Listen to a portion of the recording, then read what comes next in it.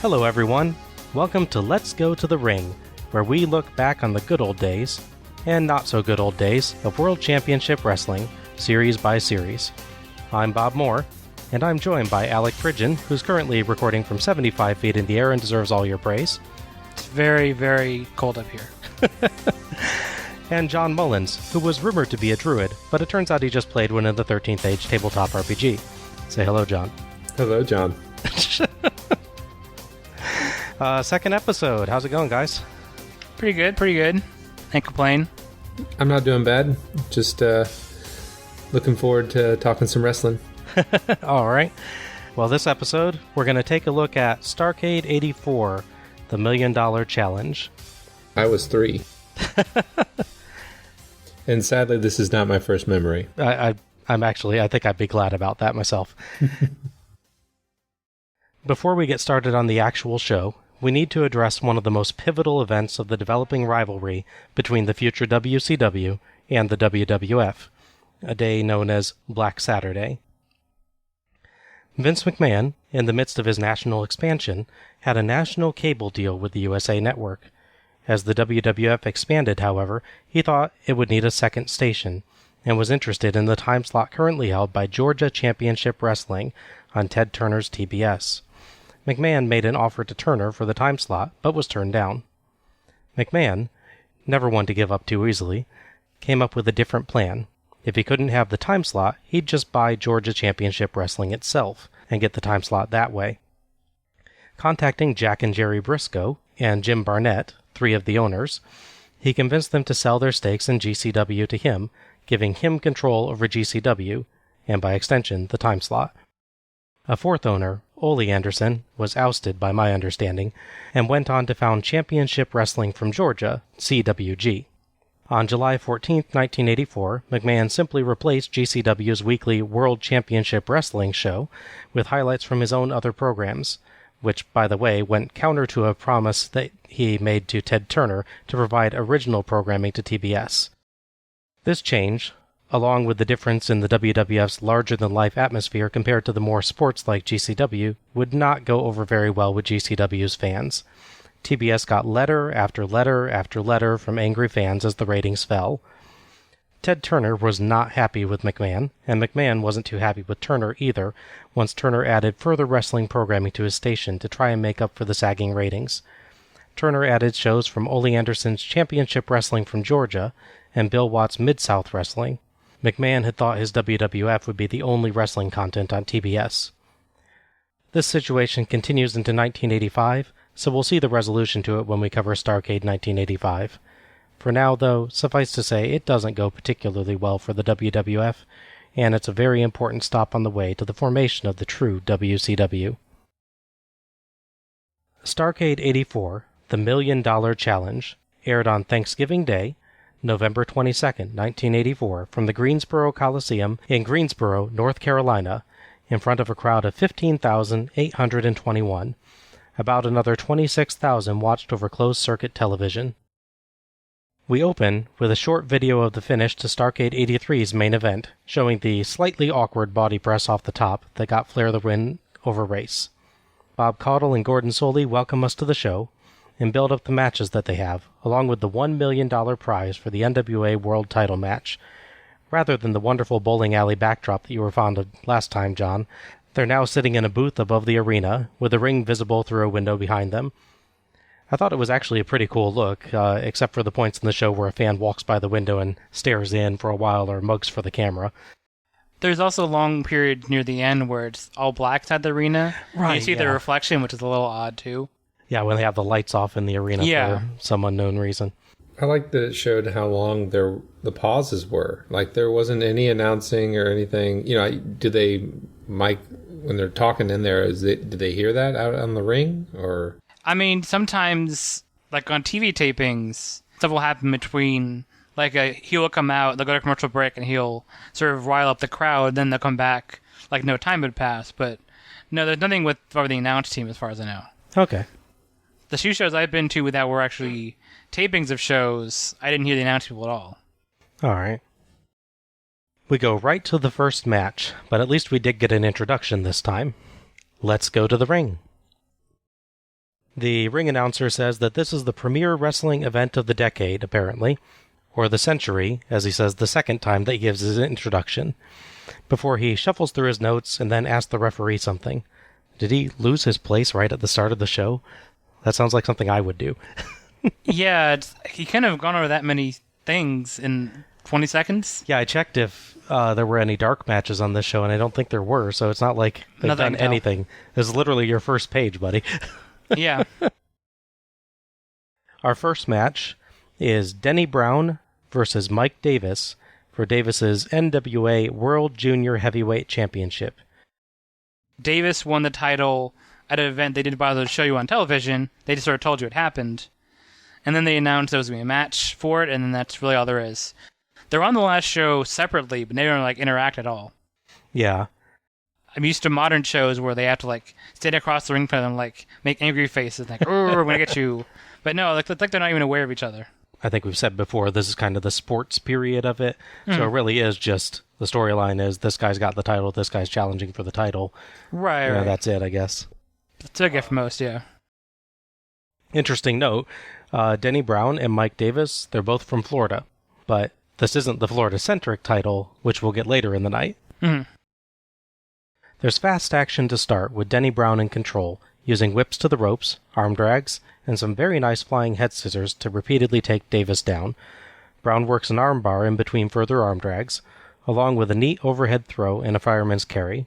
Eventually, Davis ducks as Brown runs off the ropes at him, and Brown falls over him, through the ropes, and out of the ring.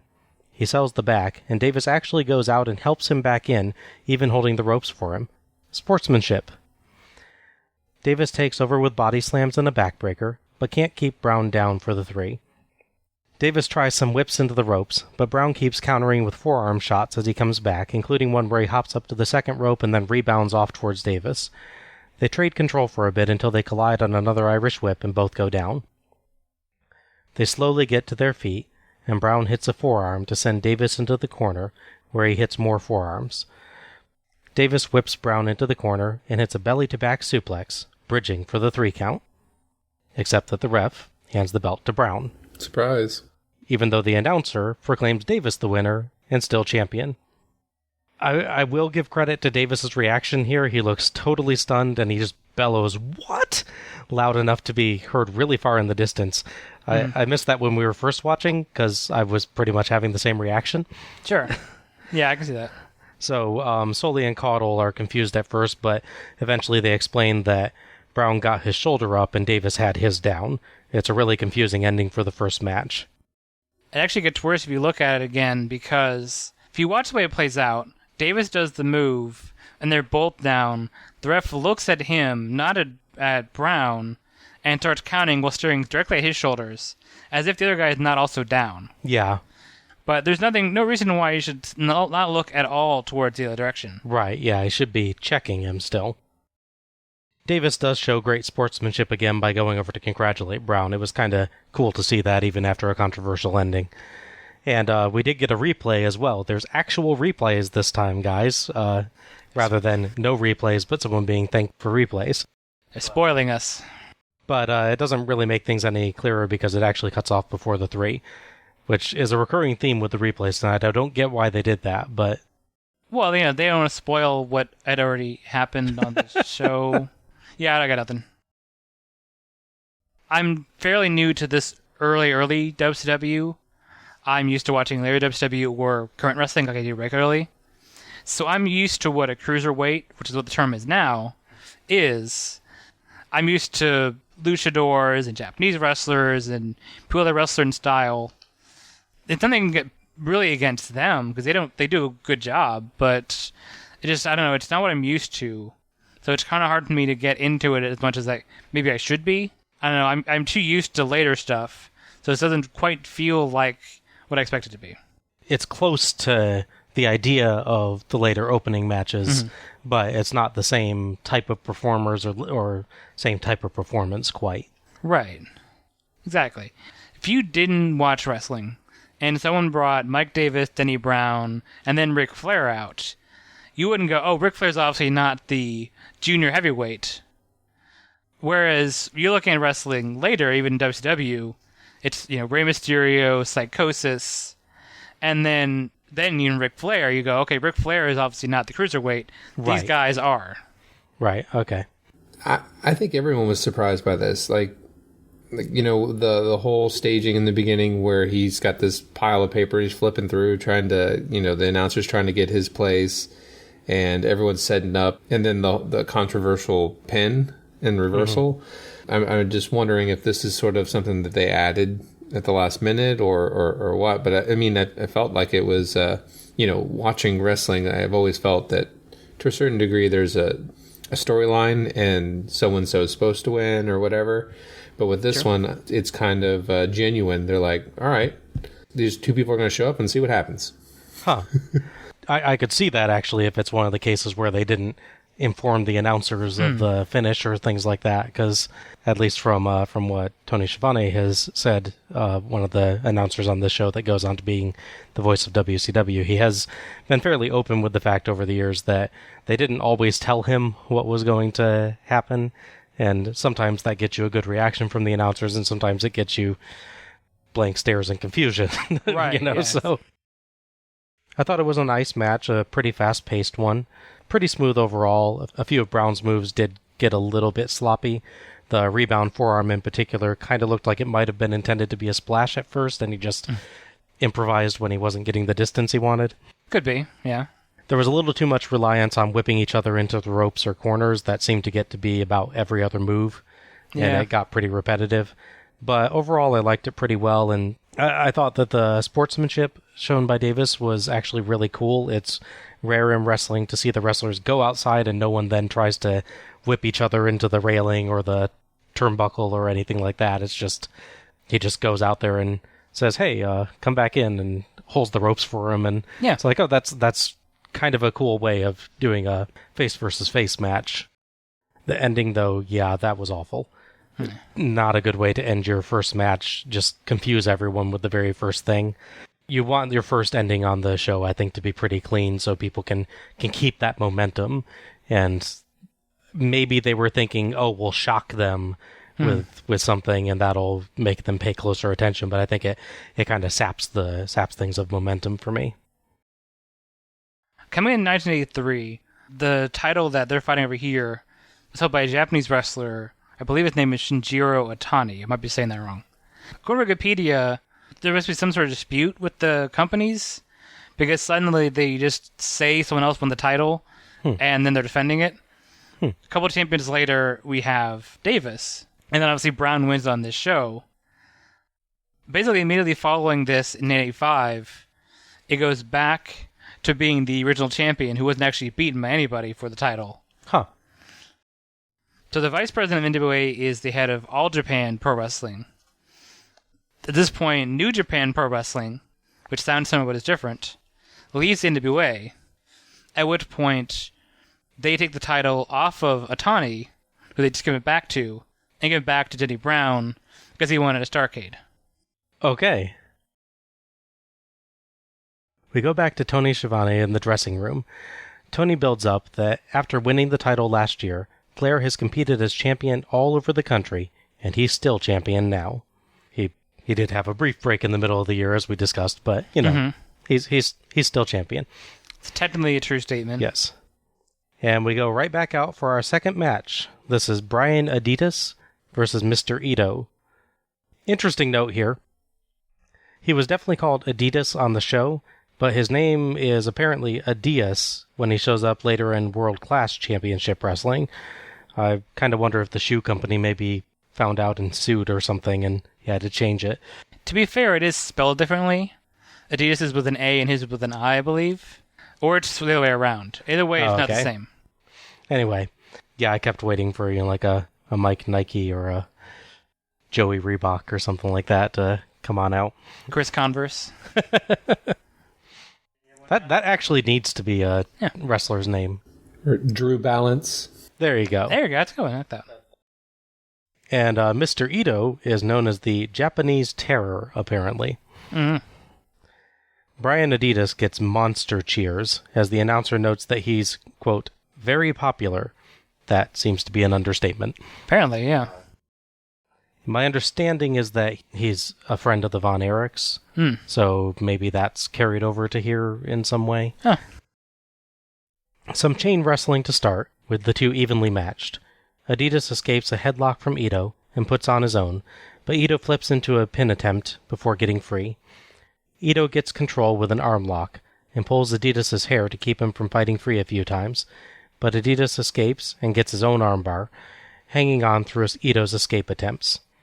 Ito does eventually punch his way free, and the two brawl for a few moments before Adidas catches Ito coming off of the ropes and lifts him on his shoulders for the airplane spin, which gets the 3. Oddly, Adidas just walks right out of the ring after that, not even bothering to wait for the announcement of his win. The crowd's happy anyway. Well, he's got to catch a bus back home, I guess, immediately during the show. Yeah, I thought he left just so he could avoid some sort of retaliation, Yeah, maybe, but it's just it's strange. He doesn't even, pump his fists in the air or anything. Just well, I'm done. Go back, collect my check. Well, he was stuck in the spin cycle for a while, so... Yeah, true. Nothing goes wrong. Nothing is super impressive either. And I know more about Adidas just from watching shows, but he doesn't do a whole lot on the shows he's on. He fights Tully Blanchard a couple of times, and Ito is literally just announced as being in the match. Has no build-up or prior TV appearances, so yeah, it's two guys I don't really know all that well fighting briefly, then it just stops. Yeah. It's like they had a checklist to yep, spin around. Yeah. Get out. It was a really, really short match. There was some moderately promising action. The chain wrestling towards the beginning is pretty good. The work around Adidas' armbar is all right. I did like one bit where Ito tries to slam Adidas down to get out of the armbar, but Adidas just hangs on and flips him right over to keep it going. That was a pretty cool bit, but the match just ends really, really quickly, and I couldn't get a sense for what either of these guys had. It just felt like I got the start of the story, then it skips over the middle and just went straight to the end. It doesn't feel like it really adds anything to the show. It could easily have been skipped. It's rare that I'm going to say you could completely cut a match and it wouldn't affect the show at all. Maybe the Carlos Colon Duel the Butcher match from last year's show. Mm-hmm. But yeah, it's like I said, nothing bad on the match. It's not like I can go, this is messed up here, this is not good there. It's all fine. Yeah. It's just I have no context to anything and no reason to really get invested. Right. Just had to fill a time slot. Yeah. Sorry, guys. We needed a Japanese wrestler on the show, so that's what we got. Yeah, because we needed 11 matches on this show. Yeah. Post-match, Soli suggests that Adidas may be dropping a couple pounds to go after the World Junior Heavyweight title. Honestly, he did seem pretty nimble, so okay. But he also adds that Adidas might go for Flair's title instead. Third match is Mike Graham versus Jesse Barr for Barr's NWA Florida Heavyweight Championship. It's really, really dark during the introductions for this one. Oddly, as I mentioned, we had the World Junior Heavyweight match earlier with two guys from Florida. Mm-hmm. We are now having the Florida Heavyweight Championship, but while Mike Graham is from Florida, Jesse Barr is from Oregon. Yeah. So we got both competitors from Florida during the World Junior Heavyweight match, but not for the Florida Heavyweight match. Can they trade titles? Yeah. Graham starts off strong, catching Barr with several smooth takedowns, including one that transitions into a pin so fast he actually yells to the ref to let him know that he's got Barr pinned. Barr pulls Graham's hair and keeps Graham in a wrist lock via similar means through several escape attempts. The ref asks Barr if he's pulling the hair, and Barr very sincerely shakes his head, sending his own wonderful hair flipping side to side. Mm-hmm. They trade control back and forth, with Graham largely trying to go after Barr's legs in preparation for his figure four. Once again, does everyone use that move these days? Barr repeatedly escapes attempts at that hold and goes after Graham's arms. Soli tells us that Graham has a lingering pectoral injury that Barr's going after. Barr continues cheating to take and keep control, but Graham keeps fighting back. At one point, with Graham in a headlock, Caudle tells us that Graham is having to figure a way to get out of the powerful tentacles of Jesse Barr. Is Barr a Lovecraftian monster now? Yeah, that is definitely a weird comparison. Graham finally gets a shin breaker, a lot of strikes to Barr's legs, and the figure 4, only for Barr to escape again by getting the ropes. Graham gets a sunset flip, but Barr escapes, throws Graham into the ref, so the ref misses another Graham roll-up, and counters another pin with the aid of the tights. Finally, Graham gets an atomic drop, but Barr takes him down by the legs to get him into a pin, and puts the feet on the ropes for the win. Barr leaves the ring almost as fast as Adidas did last match, but he at least takes time to brag about still being champion as he leaves. Well, I'll say, just comparing the previous matches first, that the quick exit at least makes more sense. True. He's a bad guy that cheated, and he knows maybe he's thinking, if the ref looks at that replay, he might try and start the match again. But if I just leave, then he can't do that. And it's not like he KO'd Graham. Graham might come chasing after him or something, yeah. So that makes some sense, yeah. But I thought it's definitely more positive in this one than the previous two. Which, again, not saying other matches were bad. It's just both of them really lacked those extra little things that you expect in wrestling matches. Whether it's someone singing to the crowd, whether they, shout a catchphrase, Sting has his, his yell, Flair's got his woo. Little touches like that help you sort of connect to the match, to the person. Two guys wrestling, one guy starts, yelling at the crowd. You go, okay, he's obviously the bad guy. Or one guy, trying to stamping the match, trying to get the crowd to cheer for me. Okay, he's the good guy. This one definitely had that, which is nice. The previous matches just didn't have anything like that. No, I like that this one had more variety.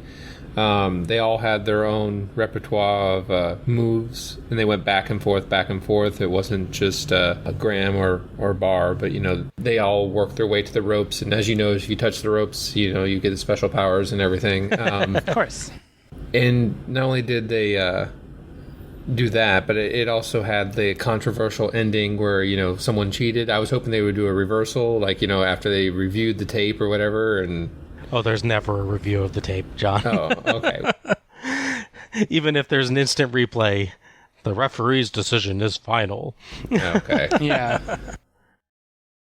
Yeah, I thought it was a decent little match, if one that centered a great deal around hair pulling. Barr's just constantly pulling the hair to the point it got a little silly that he was able to keep denying it to the ref. But it was fun watching him keep shaking that head and hair of his all the same. Sure. He also made a nice habit of accusing Graham of cheating to distract from himself, which was pretty fun. Pretty good heel work there, and I definitely wanted to see Graham show him up. It helped that Graham did a pretty nice job of selling the holds and the hair pilling, if an extremely loud one. He howled to the high heavens anytime his hair got pulled, which was fun. The match built pretty effectively to the figure 4 from Graham, but it didn't really seem to mean much once he got it. I think Barr just kind of gets the ropes again in record time, and they just move on. I did enjoy, however, that in the lead-up to the figure 4, Barr tries to go for Graham's hair again, and Graham finally gets wise to it and just starts smacking him away really hard. Nice do touch, not do that again. really, really nice bit. Yeah, little things like that I really appreciate. Yeah. So the match has a really clear story for this one, which I think is kind of what you guys were saying. There's more of a plot to this one than in the earlier matches. Yeah. And they were more than capable of getting that story across.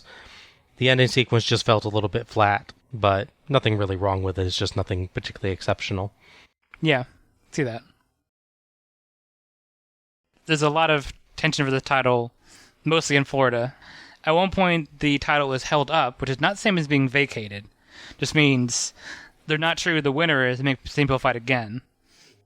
However, it is vacated later in the year when its then champion, Hercules Hernandez, which was Assassin number 2 without all his stuff on.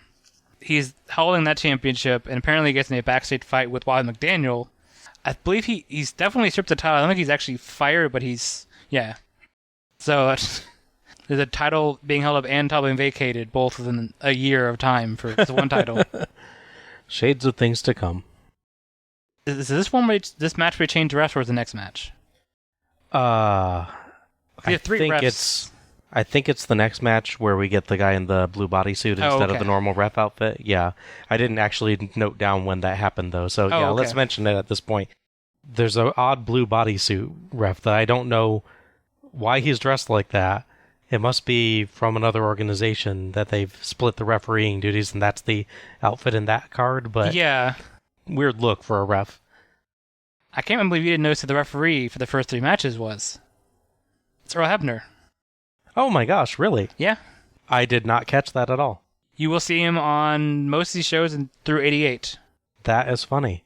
He literally jumps to WWF, vague spoiler alert if you don't watch wrestling for the last 30 years, for the Hulk Hogan and Andre match. We switched the twin referees.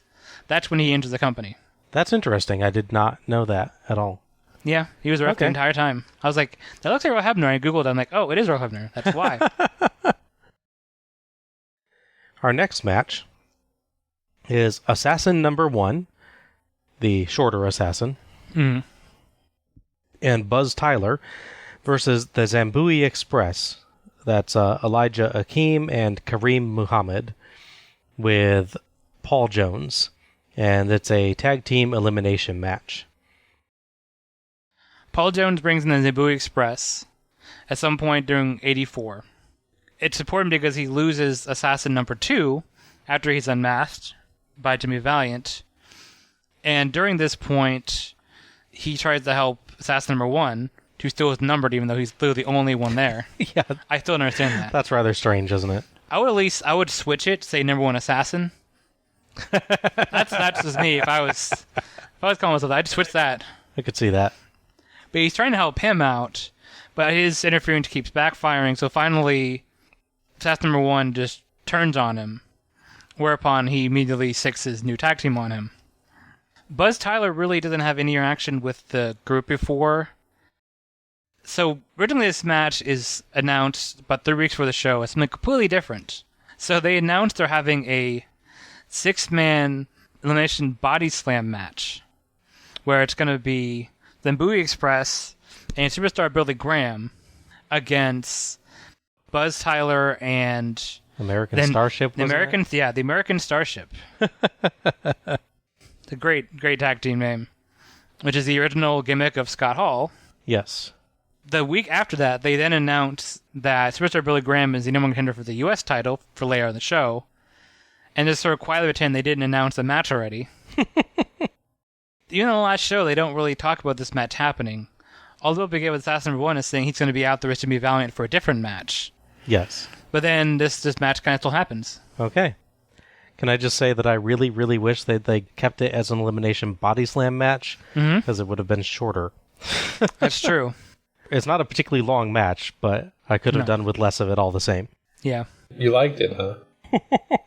Match of the night. You got that sense? Yeah. So this is billed as a tag team elimination match, but it's also announced as a 1-fall match. I'm not sure how that works. You'd need at least 2 falls for it to be elimination, wouldn't you? You have to pin them both at the same time. Oh, okay. Is that how it works? I mean, technically, every normal tag team match is a 1-fall elimination match. You pin one guy and eliminates the tag team. It's just Never really called weird. that, but that's exactly how it works. Assassin and Buzz Tyler start out with some weird pointing taunts, too, while Assassin yells what I think he's saying is Greensboro over and over to get the crowd to cheer, but it's just kind of a weird moment where it's really hard to tell exactly what he's saying. Also, it's weird that Assassin is now a face. Yeah, again, he's a bad guy up until like 3 weeks before the show, and then he turned on his manager because he's not cheating correctly. So it's not like I disagree with you cheating, it's like be better at cheating. Yes, exactly. Okay, that makes sense as a good guy then. We start off with a big brawl, with all 4 men in the ring. Assassin and Buzz get the advantage, and the match proper starts off with Buzz and Kareem. Buzz has inherited Rufus R. Freight Train Jones's shaky knees dance, I noticed. Buzz easily disposes of Kareem, and he tags in Elijah, while Buzz tags in Assassin. Assassin continues to dominate, and he and Buzz beat Elijah up in their corner. Elijah tags in Kareem, who finally takes control for a bit with strikes and chokes on Buzz, and the Express trade off, striking Buzz until Buzz regains control with some strikes, and all 4 end up brawling in the ring again.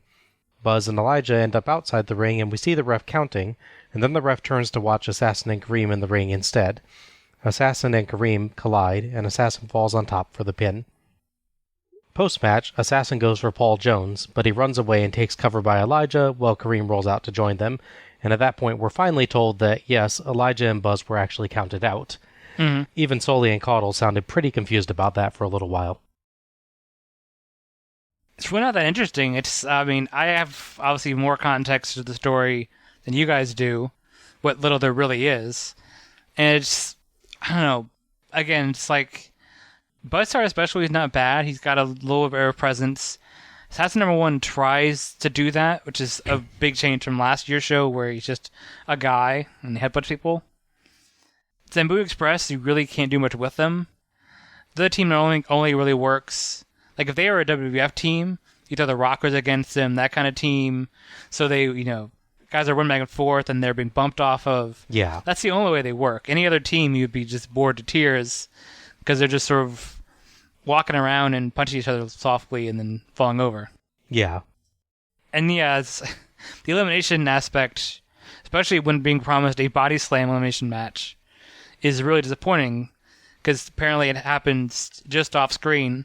The ref counts to like 4 and 2 people are eliminated without any announcement. And it's like 3 seconds before the pin. Right. It's too, also super pointless as well. Yeah. I was surprised at Assassin's behavior as well. I haven't familiarized myself with him from a previous showing.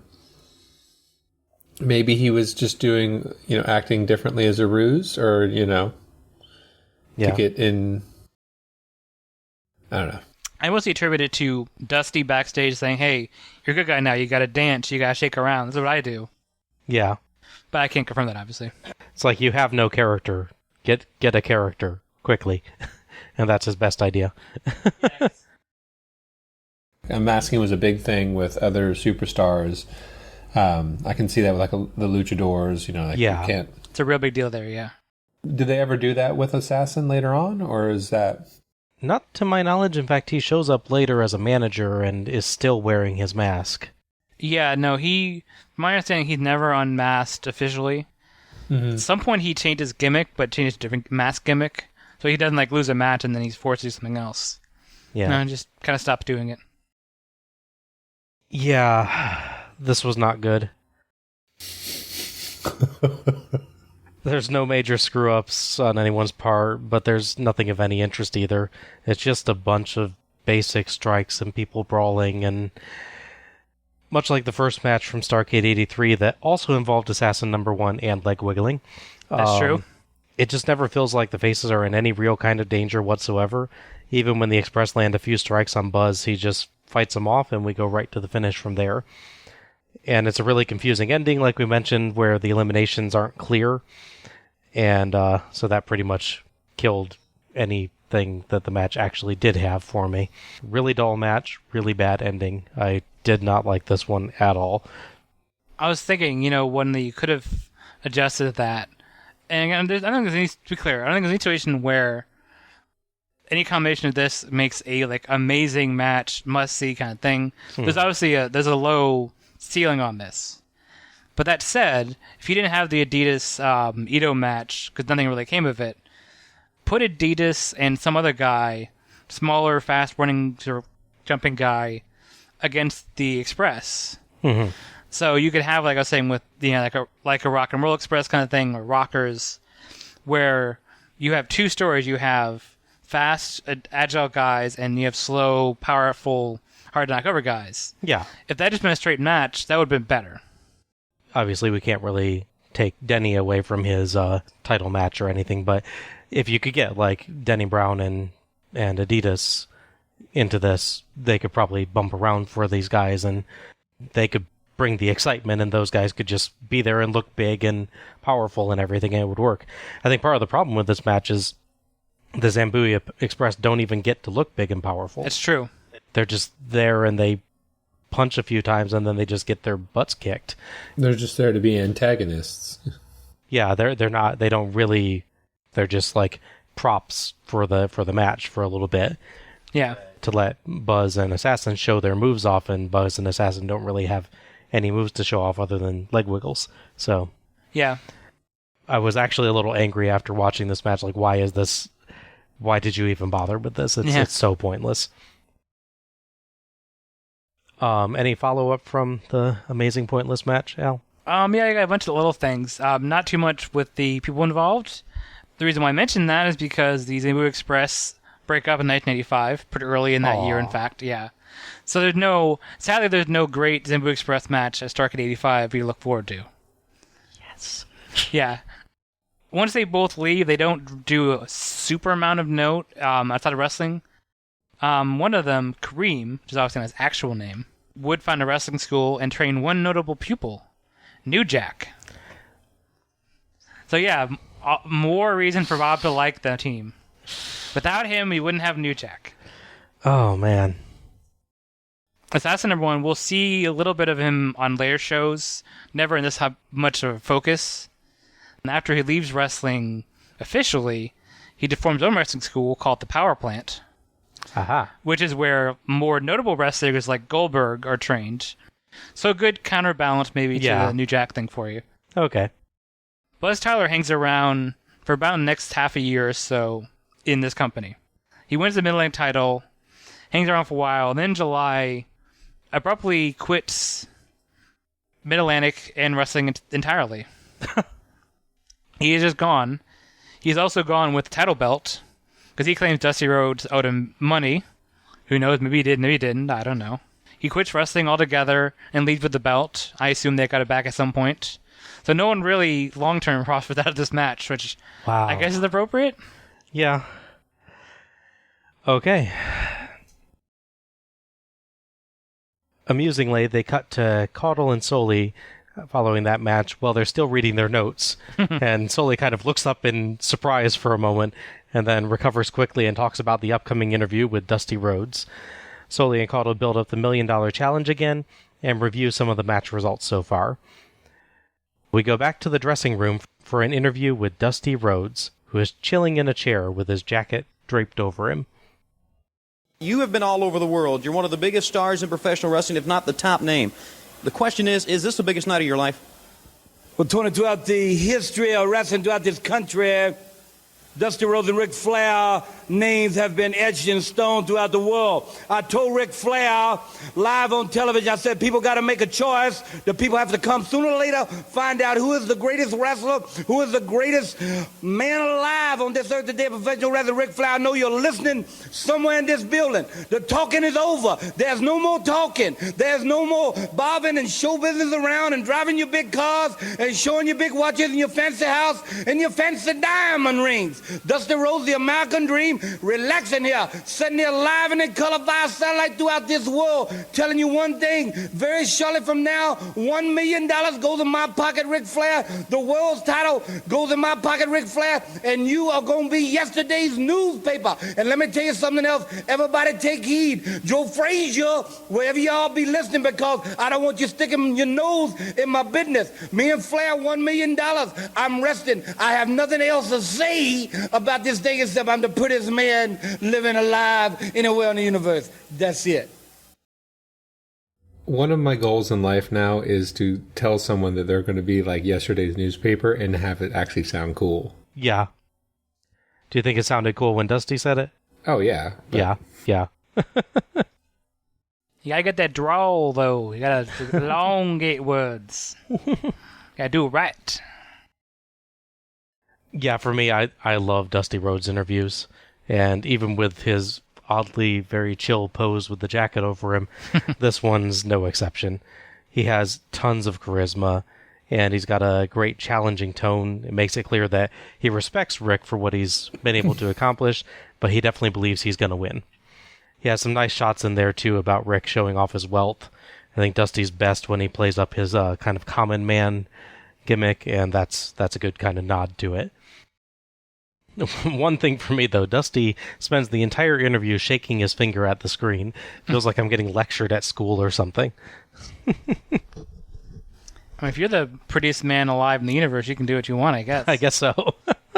I love, he just goes through all this stuff for this interview, really challenging tone and everything. It's just like, oh yeah, one more thing, I'm really pretty. Where did that come from, Dusty? He's confident. He's confident. Yeah. Confident and as cool as a Cajun cucumber. Yeah, there you go. Craziness. Yeah. Good kind of craziness. Why is he called the American Dream again? It's just his thing. Okay. Dusty has like 1,000,000,001 nicknames over the course of his career. And yeah, American Dream's the one that really sticks. He also, I think this year has claimed his bionic elbow from Greg Valentine as well. So I don't know if there was any angle that transferred that name or if that just was something they were always both doing, but, you know. Next up is Manny Fernandez, the Raging Bull, versus Black Bart with J.J. Dillon for Bart's NWA Brass Knuckles Championship.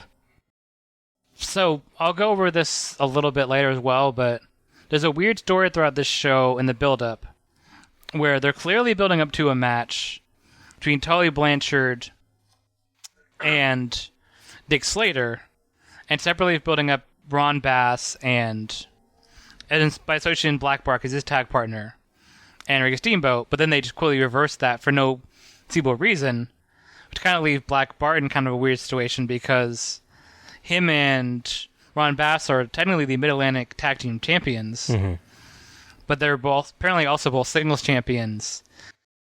Manny Fernandez, meanwhile, is Tag Team Champions Dusty Rhodes at this point as well. Now it's just like, well, you can't wrestle with Dusty Rhodes. Black Bart can wrestle with Ron Bass and this and that. Yeah. So this match just kind of happened because you're sure available. This guy's also got a belt that is literally never mentioned before in any promo. He's never seen wearing the belt. That I recall. Weird. They just announced having a match at the Brass Knuckles Championship, and I was like, oh, that exists? I didn't know. I had no idea this scene is. So yeah, there's really no much story there. They don't interact at all. It's a weird name for the title, the Brass Knuckles Championship. I guess the idea of it is more of like what you'll get later with like the hardcore title. Yeah, I guess is the idea, but it's just an odd name to choose for it that I didn't quite get why you went for that particular one. It just all sounds like Texas to me. Yeah, guess so. Manny Fernandez has a sweet sombrero as he comes out. Really, really sparkly. Fernandez chucks his sombrero out to the crowd, so I thought maybe it's cheaper than it looks, but Soli actually says it's worth $200, and somebody must be really, really happy now. I'd be happy to catch a $200 sparkly sombrero from somebody at Starrcade. Would you wear it, though? I probably would. I gotta admit, I would be sitting here wearing a sparkly sombrero if I had one. Maybe just that night. Wait for Cinco de Mayo. Fernandez, much like Kabuki last year, has a pretty unique look and really kind of great look in his entrance gear, but he takes most of it off to just kind of end up dressed like anyone else. Especially with this being a street fight, it seems like it might have been a good idea to keep some of that stuff on for a unique look. His small snatch of dyed blonde hair at the very bottom of the back of his haircut is unique, at least, I guess. Yeah, it's foreshadowing wrestlers like Sting that would have the weird little rat tail, little puffed of hair at the back. But he doesn't actually have a rat tail. Yeah, it's just like, it's perfectly even with the rest of his haircut. It's just this little snatch of blonde that I've specifically dyed this section of my hair. I don't understand. When you actually, when it is, it's the reverse Scott Steiner. When Scott Steiner goes his black goatee and then dyes the soul patch blonde. Ah, there you go. Clearly, Scott Steiner learned from Manny Fernandez. There you go. Okay. Fernandez controls early on with various strikes, and we get an overhead shot that Soli, of course, makes sure to note is beautiful, though he doesn't specify just how far the cameraman is in the air tonight. Soli notes that neither man has a glass jaw, and that it's actually a detriment, as it means that they're going to take more punishment before going down. Bart lands a few hard hits to Fernandez's forehead to get him bleeding, and Soli notes that scar tissue on Fernandez's forehead bleeds more easily. Fernandez gets back in control, and he sends Bart out of the ring, and jumps off the apron with an overhead punch. They get back in, as Soli notes that the hit out of the ring wasn't a DQ, only because of Brass Knuckles rules. Keep that in mind when we inevitably see 1 billion people getting clotheslined out of the ring on later shows, and that's just never mentioned. Yep. Fernandez continues the beating with a big haymaker and an interesting rotating splash, and that gets Bart bleeding. Not the splash, probably the haymaker. Yeah, I'll do some something. Bart gets control with a shot to Fernandez's crotch, and lays in heavy strikes that keep knocking Fernandez down, only for Bart to drag him back to his feet. Bart eventually drops Fernandez neck first on the ropes and shoves the ref away to go for his lasso, but Fernandez catches him with a roll-up for the 3. So my first question is, does he need to strike the referee for the lasso? Like, is the lasso not legal? In the brass knuckles match? Yeah. Yeah, you'd think that. I think it's just like, it's not so much a distraction as an irritation, but yeah, it's kind of a, we got a ref bump in a brass knuckles match? Yeah. What? Yeah, but my notes were brawling, blood, decent finish. That was the extent of my thorough coverage. Yeah. I was actually surprised by the blood for, I expected it to either, be an all blood or no blood event. Yeah, this is kind of taking the place of the Piper versus Valentine match, I guess, from the previous year, but not as well. Yeah. I don't know. I was just waiting for someone to lose an eye with the, they seem to be, they weren't pulling punches, and, looked ferocious at some point, but I think that maybe I was still kind of shocked that they started bleeding, apparently over nothing. Yeah, true. Yeah, it was just a bunch of brawling for me. It's hard to really think of much to say about this one. There is some character to it, I guess, so that kind of helped it. And Fernandez had a couple cool little spots. Overall, though, it's just two guys trading off punching each other and dragging each other to their feet so that they can punch each other again. And there wasn't a lot to maintain any interest here. I do kind of like Fernandez's act. I think I would like to see more of him in a different type of match and see if he has more. But there wasn't much to keep me invested in this one. I do need to take a moment to mention that this match simultaneously has some of the best and the worst camera work of the night. Mm-hmm. There's a really, really great shot late in the match that used the overhead camera, and it shows Bart knocking Fernandez down and then hitting a huge jumping elbow drop. And it looks really, really cool from that angle. But there's also two shots earlier on where we miss things. First, there's what seemed like it might be a cool little rapid striking combo that Fernandez does early in the match, but the camera's way too far away and showing Bart directly in front of Fernandez, so you get to see none of that. Yeah. And later in the match, there's some kind of move that Fernandez uses to get back in control after Bart's been beating him up for a while, and we just completely miss it. It's just really weird to have really shoddy and really great visual work in the same match. Right. At least there's good footage of them doing stuff off the ropes rather than just, running and going off, just bouncing off. Yeah, they at least doesn't get in a eternal loop of Irish whips or anything like that. But yeah, just not, again, another match on this show with just not a lot to it. Yeah. Nicest story of Manny Fernandez win the title is he loses in January. And then in March, he loses the tag titles he held with Dusty. Aw. The mid-length tag titles that are currently, at this point, being held by Ron Bass and Black Bart are just completely vacated completely. Just don't exist anymore by the middle of the next year. So we definitely are seeing a lot of kind of changes in the title structure over the next year, it looks like. Yeah. Maybe things consolidating somewhat. They definitely, yeah, when we get to 86, 87, that definitely happens a lot more. Yeah, there's a little bits here and there where there's promotional championships that kind of just get less important. Yeah. The same way there, at one point there was like a U.S. title for like every other state in America, and they slowly whittled it down to just the one. Mm-hmm. So like you could have the United States Championship from Texas, which is different from the United States Championship from Florida or from, Idaho.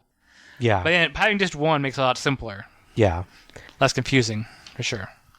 They could do a cool graphic with like a flag, and you'd take the star off and put it on your belt. And, you could have I could see that. That'd be funny. a giant star-spangled belt once you're the Oh, United that's States how they should have champion. formed the U.S. title: is someone go around and win a belt from every one of the 50 states and declare it the United States Championship. I think we've already got a United States Championship at this point, but Yeah. that'd be so great.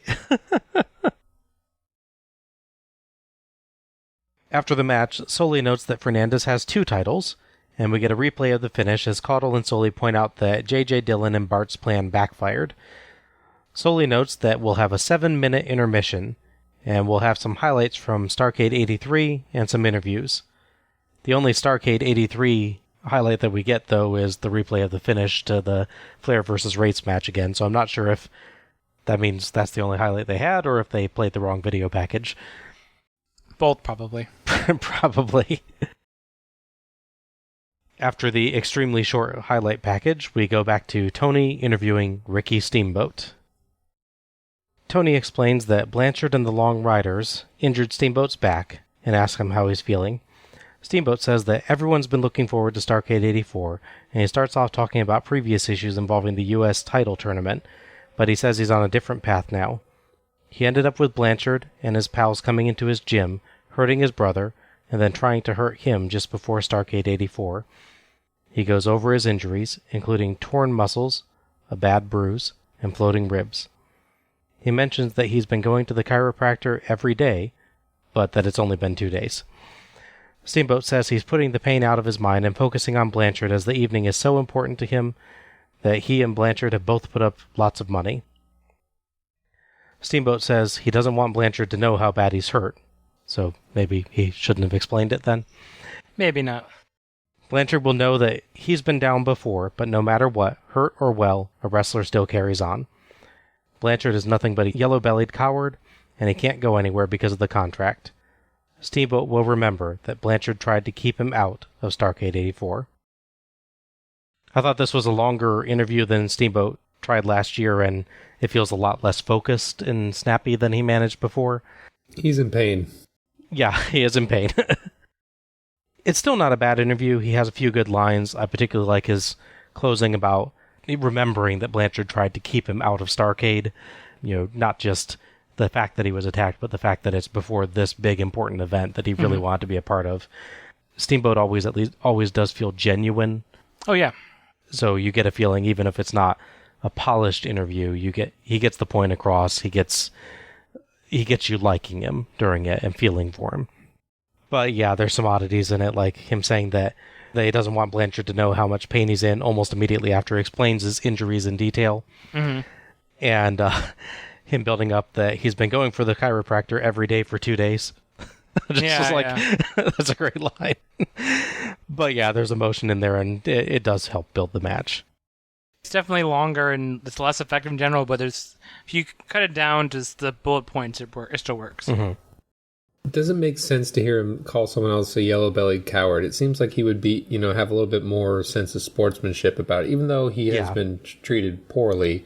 I just think that normally he doesn't have to do name calling. He's going to let his skills speak for him in the ring. I can see that, yeah. It doesn't feel like that quite fits Steamboat. He should be the respectful challenger generally. What's the great insult that you sent me that he has, though, midway through, Al? He's trying to antagonize Tully Blanchard into coming to fight him.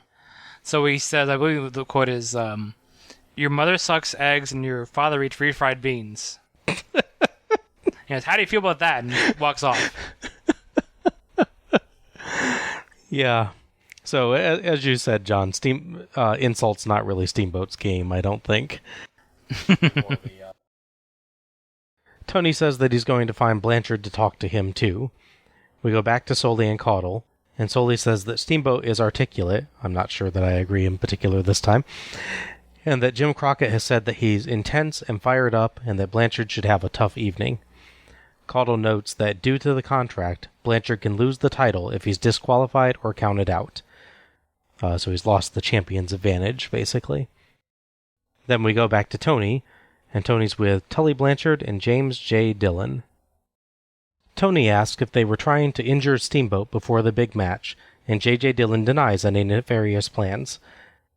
Dillon objects to the end of the Fernandez match and says that people are trying to slander him, the Long Riders, and Blanchard. He says that Steamboat is just crying because he knows that Blanchard is the superior wrestler. Blanchard agrees and says that Steamboat keeps having to make excuses because Blanchard keeps taking him to the time limit. He taunts Steamboat over the money that he had to put up, and says that it's sad Steamboat has had to make excuses. He says Steamboat's fans are going to cheer him anyway, no matter Steamboat's injuries, but Blanchard is going to win, and then he's going after the world title. Tony says that the attack on Steamboat had to give Blanchard the advantage, and J.J. Dillon wonderfully just glares at him, fists on hips, like, "Dang it, Shivani, why won't you buy our BS?" Yeah. I really liked this one. I think Dillon in particular was really great as he twisted the situation around to make it look like people are conspiring against him, and Blanchard did a great job as a hateable heel, ignoring his own misdeeds to try to make it look like Steamboat was the whiner and the coward. Yeah. I definitely wanted to see Steamboat beat this man. I like that he's blaming Steamboat for being so backstabbable. Basically, yeah. Yeah. And they didn't make a boot, if the boot fits reference during the whole thing, so I was a little disappointed. Yeah.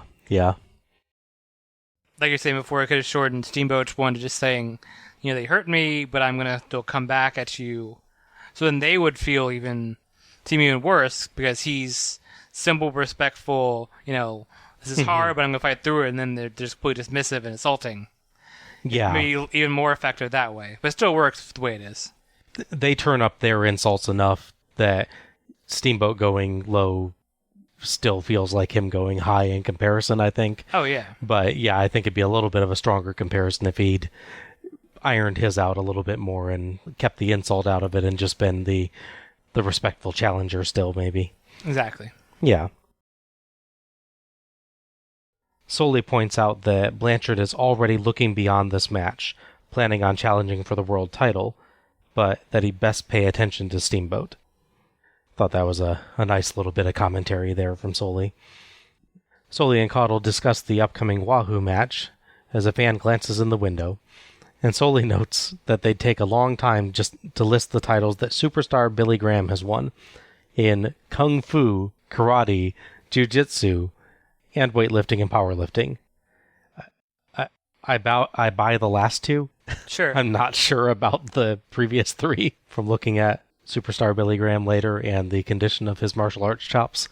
Yeah, so that's the whole thing is really weird. If you watch him really early in his career, he's very much proto Hulk Hogan. He has tie-dye, he's got the big Fu Manchu mustache, he has the hair, and then he leaves wrestling, then comes back as his head shaved, and now he's doing karate, and it's a bit like if Hogan did that. If Hogan Hogan debuted in WCW, so they're doing karate. Yes. You'd be like, but I know who What? you are. Yeah. Yeah, it's really weird. That's very strange. Our next match is Paul Jones versus Jimmy Valiant in a tuxedo street fight loser leaves town match. Because we needed that level of complexity for a Jimmy Valiant match. So this is kind of weird one. Well, yeah. Understatement. Granted. So there's a bunch of matches in this show where I guess a lot of the story is even further back than I watched. Like with the Steamboat one, they talk about stuff happening a few months ago. They referenced the U.S. title tournament like March and April. I appreciate that it's long-term, but they don't even just summarize on the later shows what's happening. So stuff like this was really weird, because Jimmy Valiant doesn't actually show up until the very last show.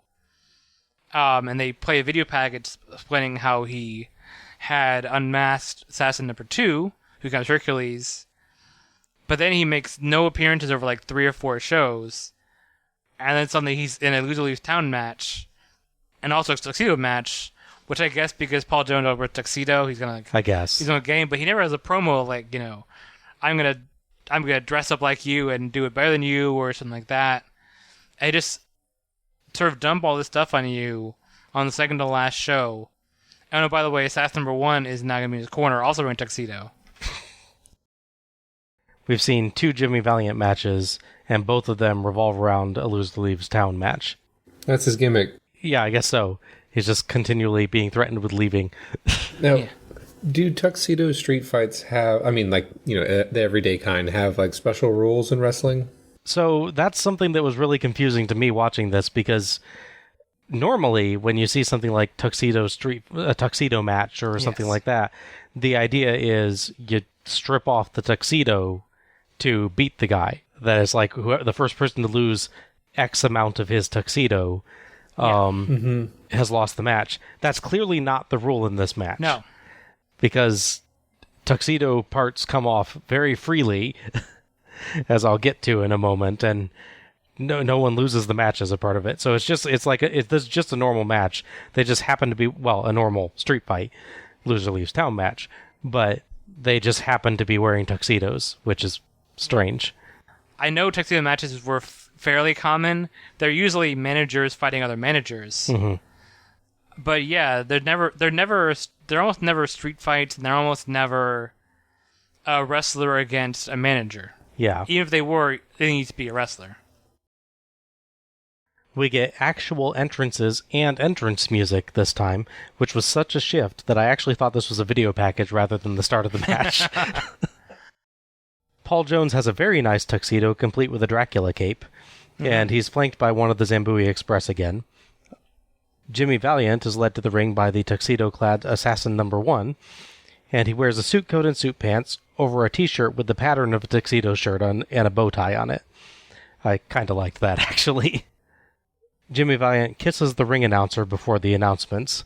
The lights are really dark as the announcements begin, but finally come on so we can, see.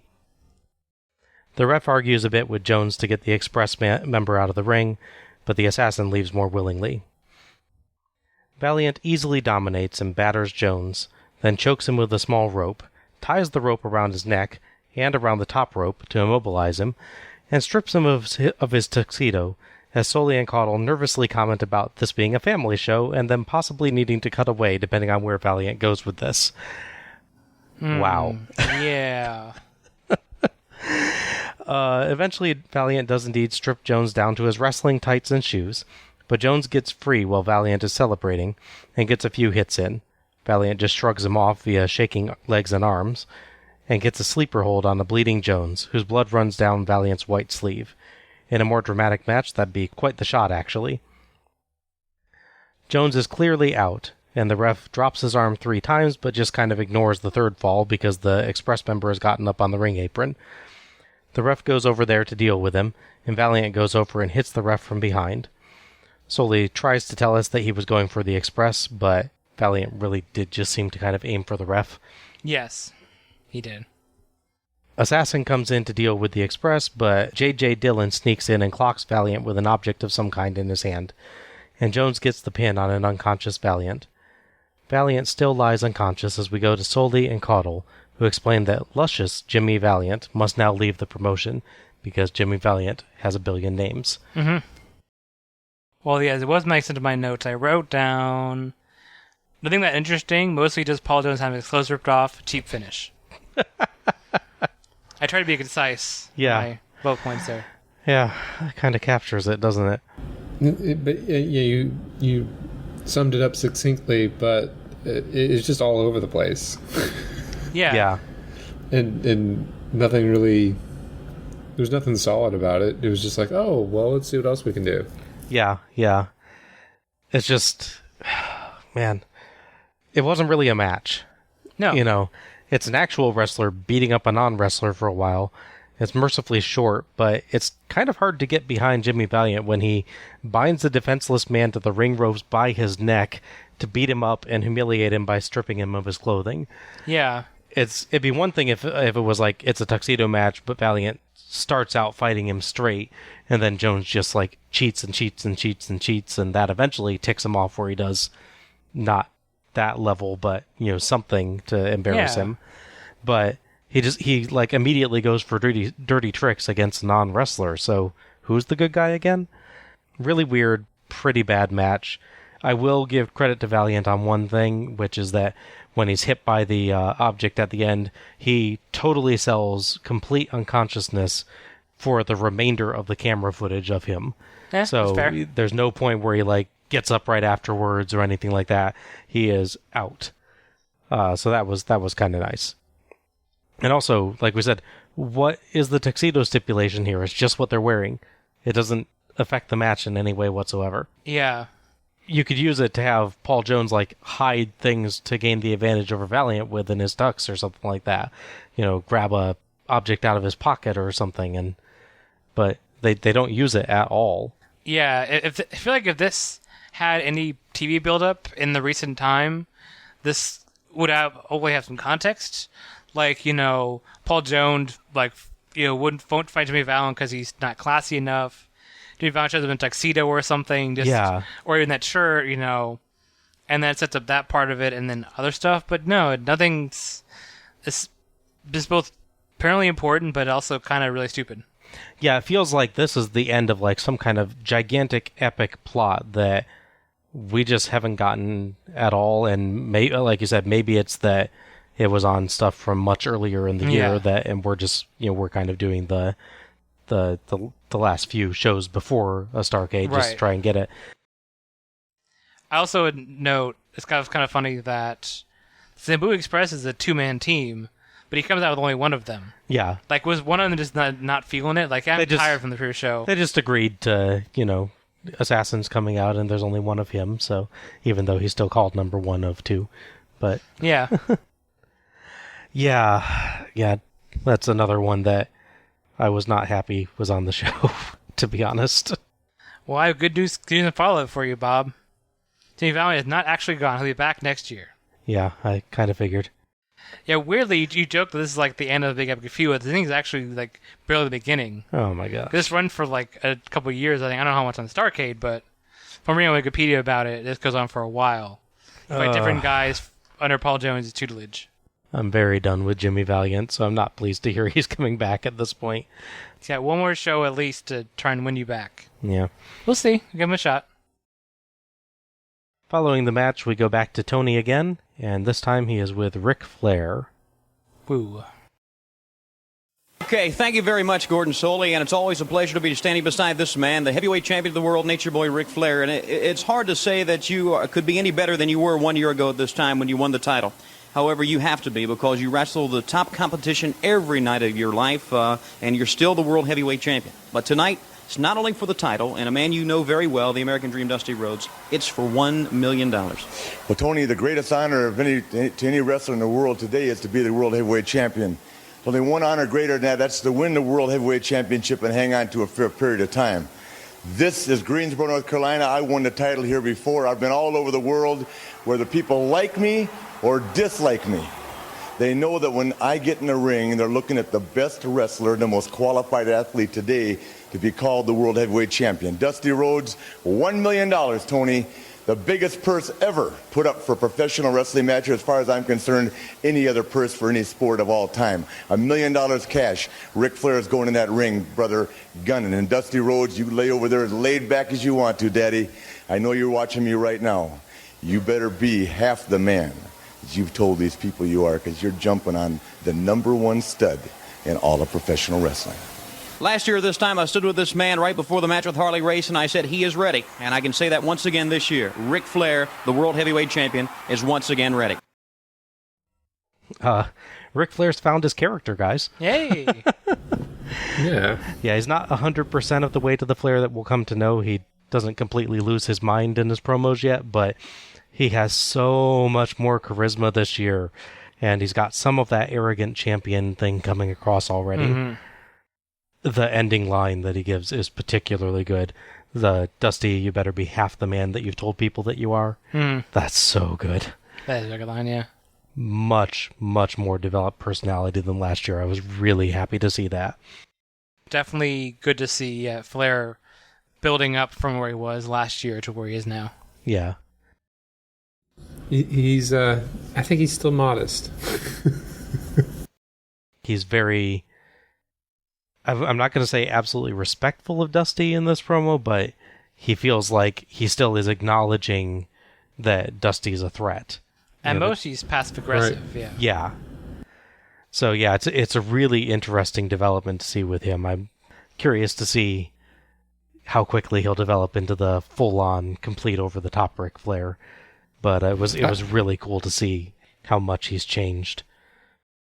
I like when they, in the beginning, you see him just, I would normally say it was someone pacing, but it looks more like Ric Flair's prowling. Yeah, true. I can see that. He's like stalking something in the background for like 2 shots before this. Yeah, I guess it's supposed to make him look brooding, but it doesn't come off that way. It just looks like a goofy... Soley and Caudle say that Flair is always ready, but the pressure has to be building. They build up that title match is worth $1 million, but that the champion also gets endorsements and travel and such that are worth a lot of money too. There's a lot to desire about being champion. Our next match is Dick Slater versus Ron Bass with J.J. Dillon for Bass's NWA Mid-Atlantic Heavyweight Championship.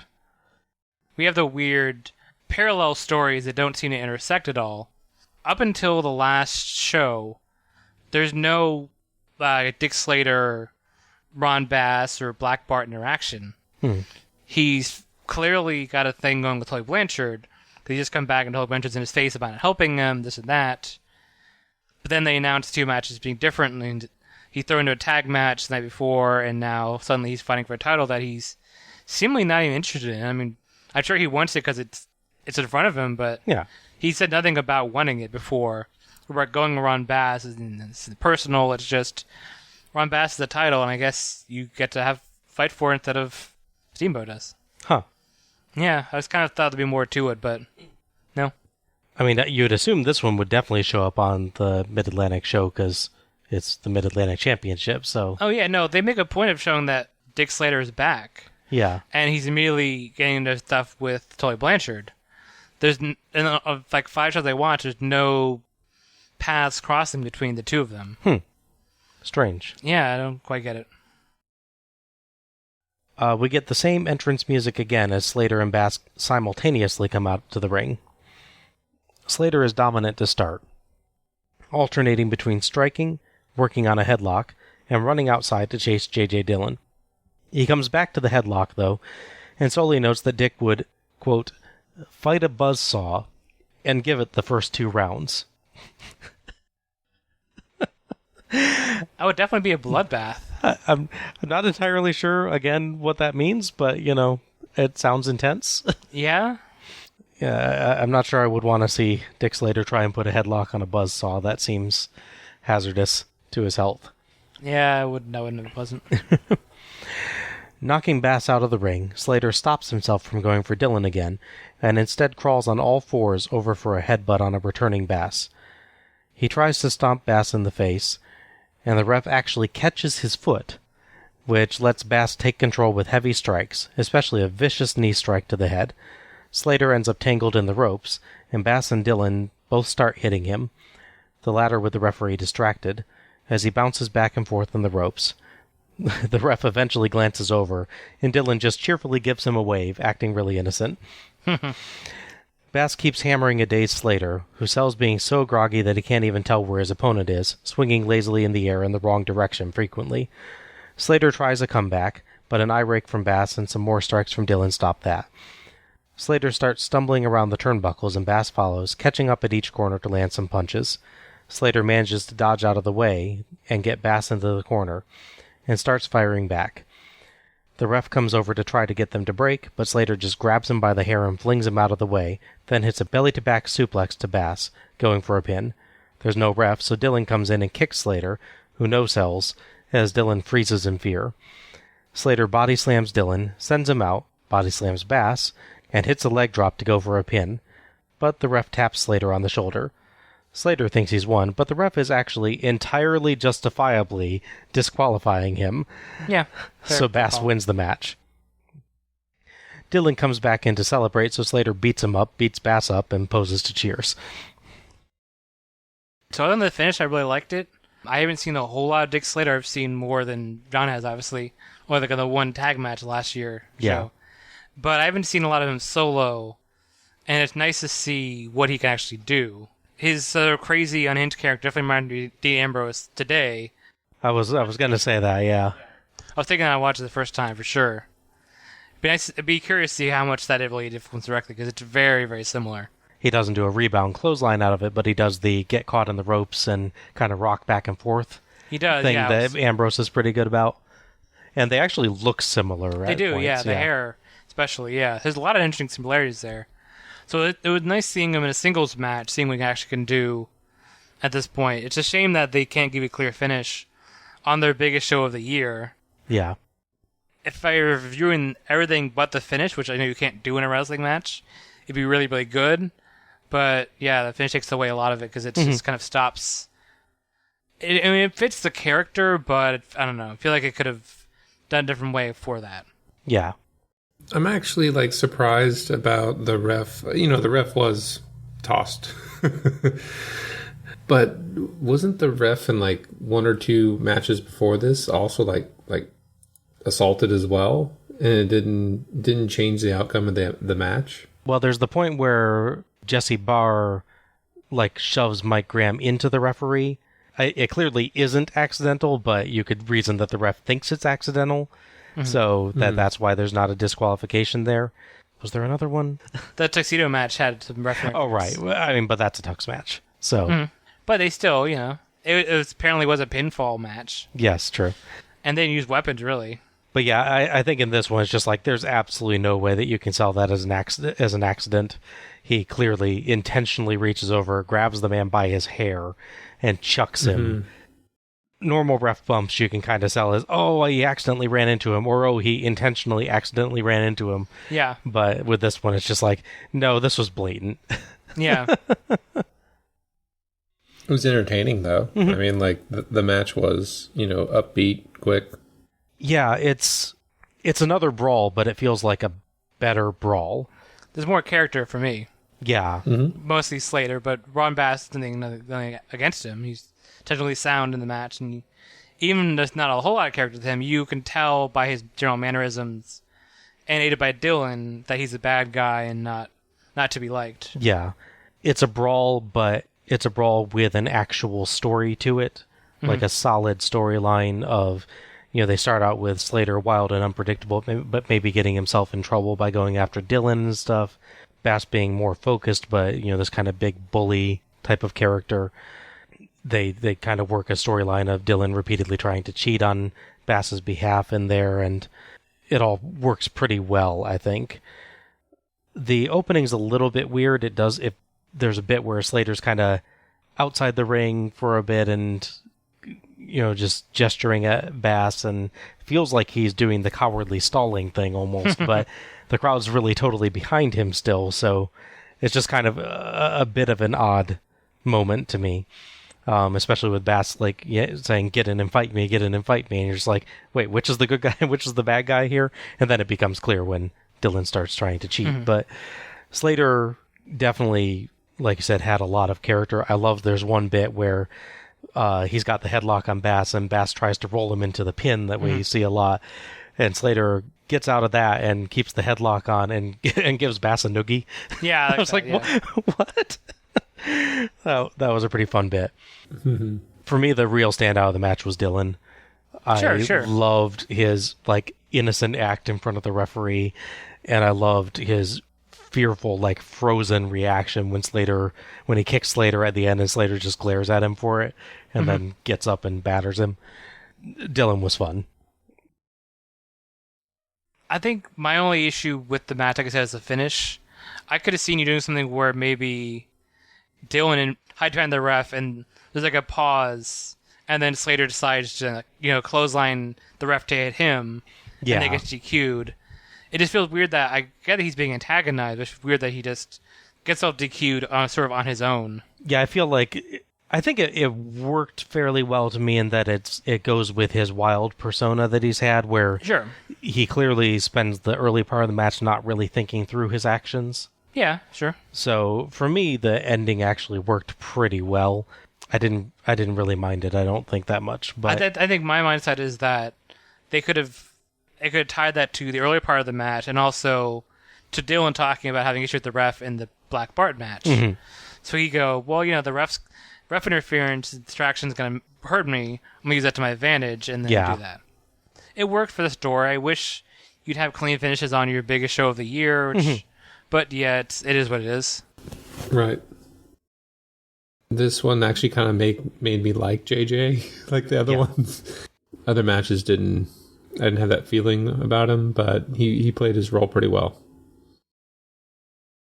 Post-match, Caudle and Soley discuss the ending, and note that Slater did have Bass pinned for long enough for a win, if only he hadn't thrown the ref away and gotten himself DQ'd. Caudle says he's got to at least feel good about getting some hits in on J.J. Dillon, and Soley sternly notes, yeah, that's not going to help his pocketbook, unfortunately. Suddenly, we get the national anthem. Like, 4 matches from the top of the card for some reason. Yeah. The crowd chants USA as the flag is shown on screen. The cameraman cannot keep the shot still for this. It is wiggling, like I was getting motion sickness watching this thing.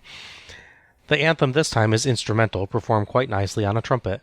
Mm-hmm. It's, like I said, it's an even stranger place for the anthem than last year. At least last year it highlighted the main event, but this year it's randomly done before the 4th match from the end. It does make a little bit more sense when you see who comes out for the next match. It's the kayfabe Russians, Ivan and Nikita Koloff. So our next match is Ole Anderson and Keith Larson, accompanied by Don Kernoodle, versus Ivan and Nikita Koloff. In the build-up to this, Don Kernoodle was a bad guy. It's a hard name to say. Don Kernoodle. Okay. Yes.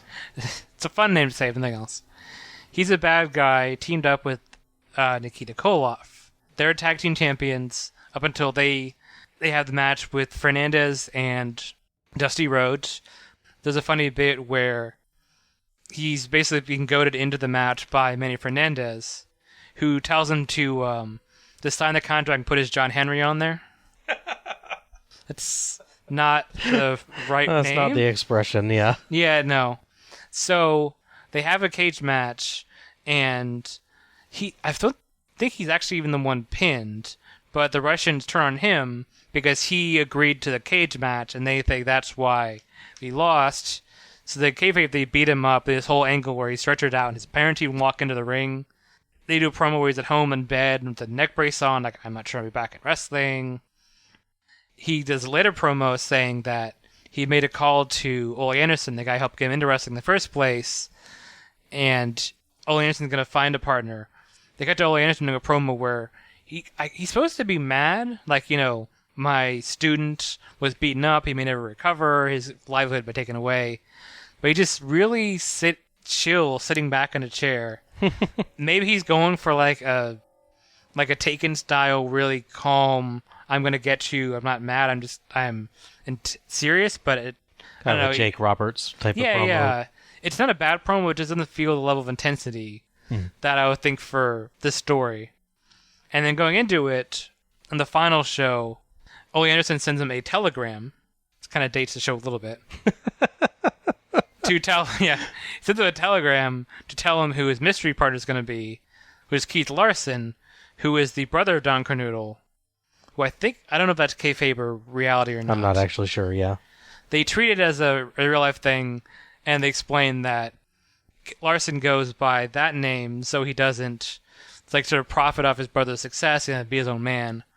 Although to be fair, if I'm supposed to believe his first name is Keith, I feel like Keith Kernoodle is not a good wrestling name. Oh, no, that's an awesome wrestling name, man. Oh, okay. To each his own. Yeah. But I could see... I'd like it better if it was like Kenny Kernoodle. Mm-hmm. I wish they associated it with like a place of the Windy City Canoodles. Yes.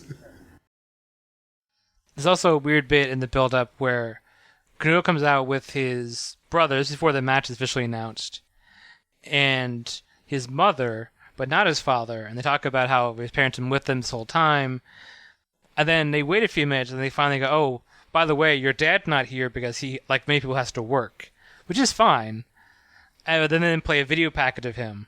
But it's weird that they bring two of them out in person, and then play a video package, rather than just do a video package for all 3 of them. Yeah. It's an oddly structured thing. Weird. Kernoodle initially is not happy that his brother's in the match because he's afraid he's going to hurt just like he is. But ultimately he goes along with it. They come in for revenge against those Russians. All right. Ole Anderson and Keith Larson are, as you mentioned, accompanied by Larson's brother, Don Kernoodle. He's injured and on crutches. You said Larson uses a different name because he didn't want to benefit from Kernoodle's name. Yes. I like to think that it's actually because he was embarrassed that Kernoodle couldn't handle properly predicting match winners last year. Mm-hmm.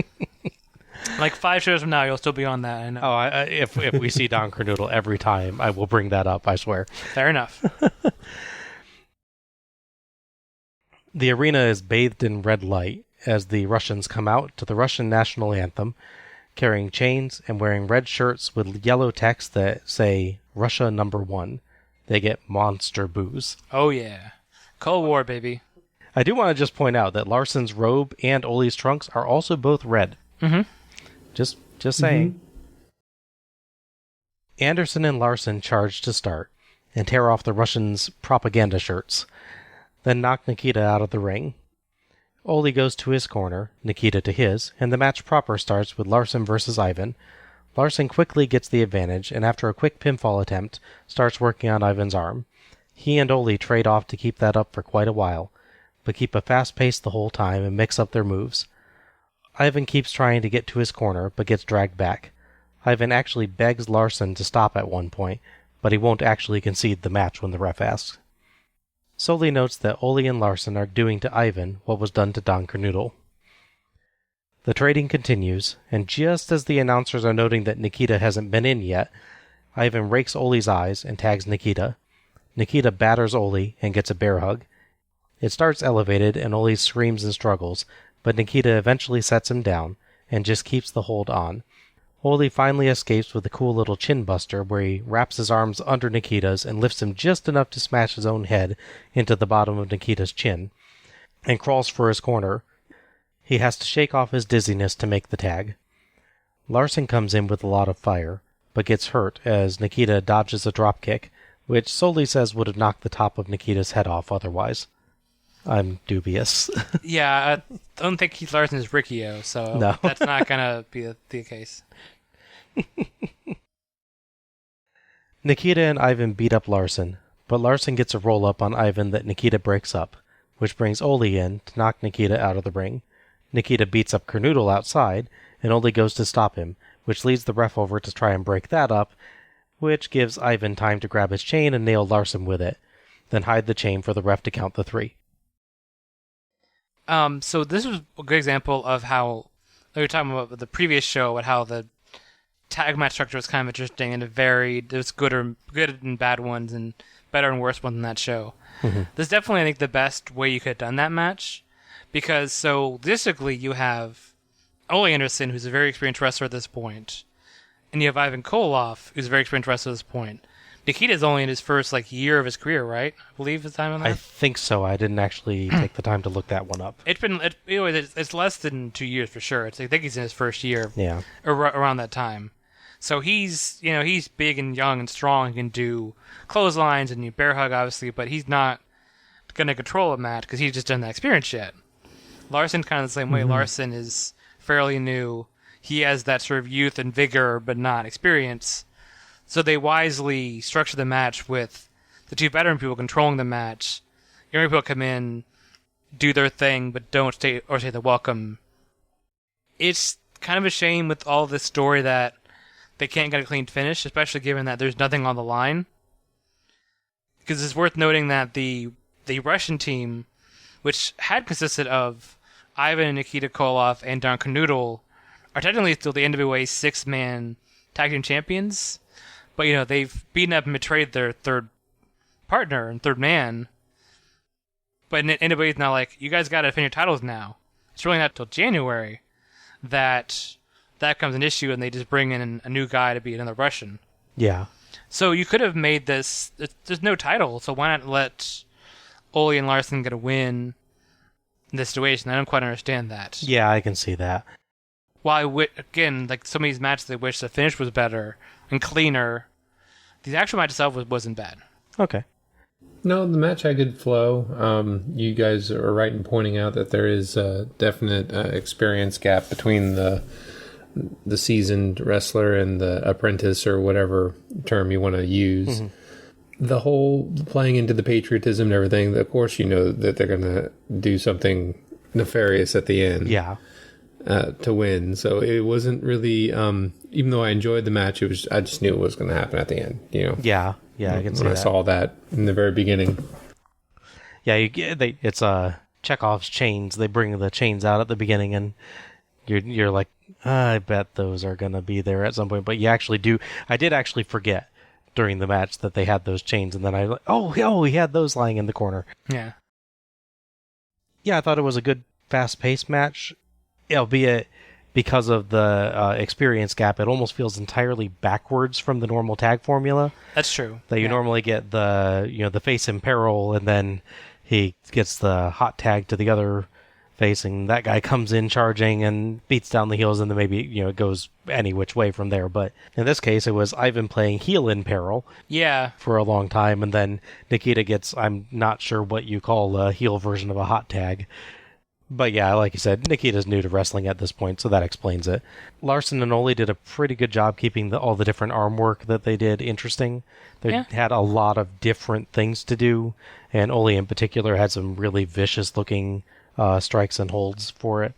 I really loved, as I mentioned, the second escape from the bear hug with the kind of modified chin buster. Yeah. That was a creative little spot. And Nikita looked pretty green, but he did his part. So I can't say that I felt like he's stumbling around in there or anything. No, yeah. And Ivan actually did a terrific job of selling the arm, actually almost too good, because I was actually starting to feel pretty darn sympathetic to him early in the match. Yeah. Yeah, long match, but it kept a good pace for the most part, and even the bear hug actually wasn't too long. I was afraid when that first came on, because I'm not a fan of bear hugs. But sure. No one is. Yeah, especially not if you're in them. Post-match, the Russians try to continue the beating, but Kernodle charges in and batters them with his crutch, breaking it over them and sending them scurrying out of the ring. Kernodle and Ole check on Larson as we go to the announcers. Soli says that he's glad to see Kernodle using his philosophy differently these days, and he credits Ole and Larson for that. Back at the ring, Larson, Kernodle, and Ole all get to their feet to the cheers of the crowd. Soli and Caudle ask if there's been an official announcement from the ring announcer yet, and neither's sure. I think he actually started to talk just before Kernodle attacked, so he got interrupted there. Yeah, that happens sometimes. They'll play music and suddenly stop. Yeah. In January, the Russians find a new member for their trio, Crusher Khrushchev. That's an awesome name. It is, yeah. And it's spelled with a K in both, in case you're wondering. Oh, of course. This Crusher with a K is... Ed Boon was watching, clearly. Mortal Kombat there. Crusher Khrushchev is, of course, Barry Darso, future Smash Demolition. Yet another Minnesotan is apparently Russian. Minnesota is the go-to state for Russians. It's really weird. Apparently so. Because with Nikita is the same way, I believe. They're basically throughout the next year, they'll either defend their six-man titles, or ultimately, as I mentioned before, they win. Two of them win the main titles from Manny and Dusty. So they just sort of stay in the tag title mix for that run. Soli and Caudle move us on to build up the Steamboat versus Blanchard match, with both wrestlers having to put up $10,000 for it. There's definitely some Blanchard-Steamboat interaction in the past. So I started watching the shows in October to build up for this show. The way they treated it, at least at that point, is that Steamboat had been out of wrestling again.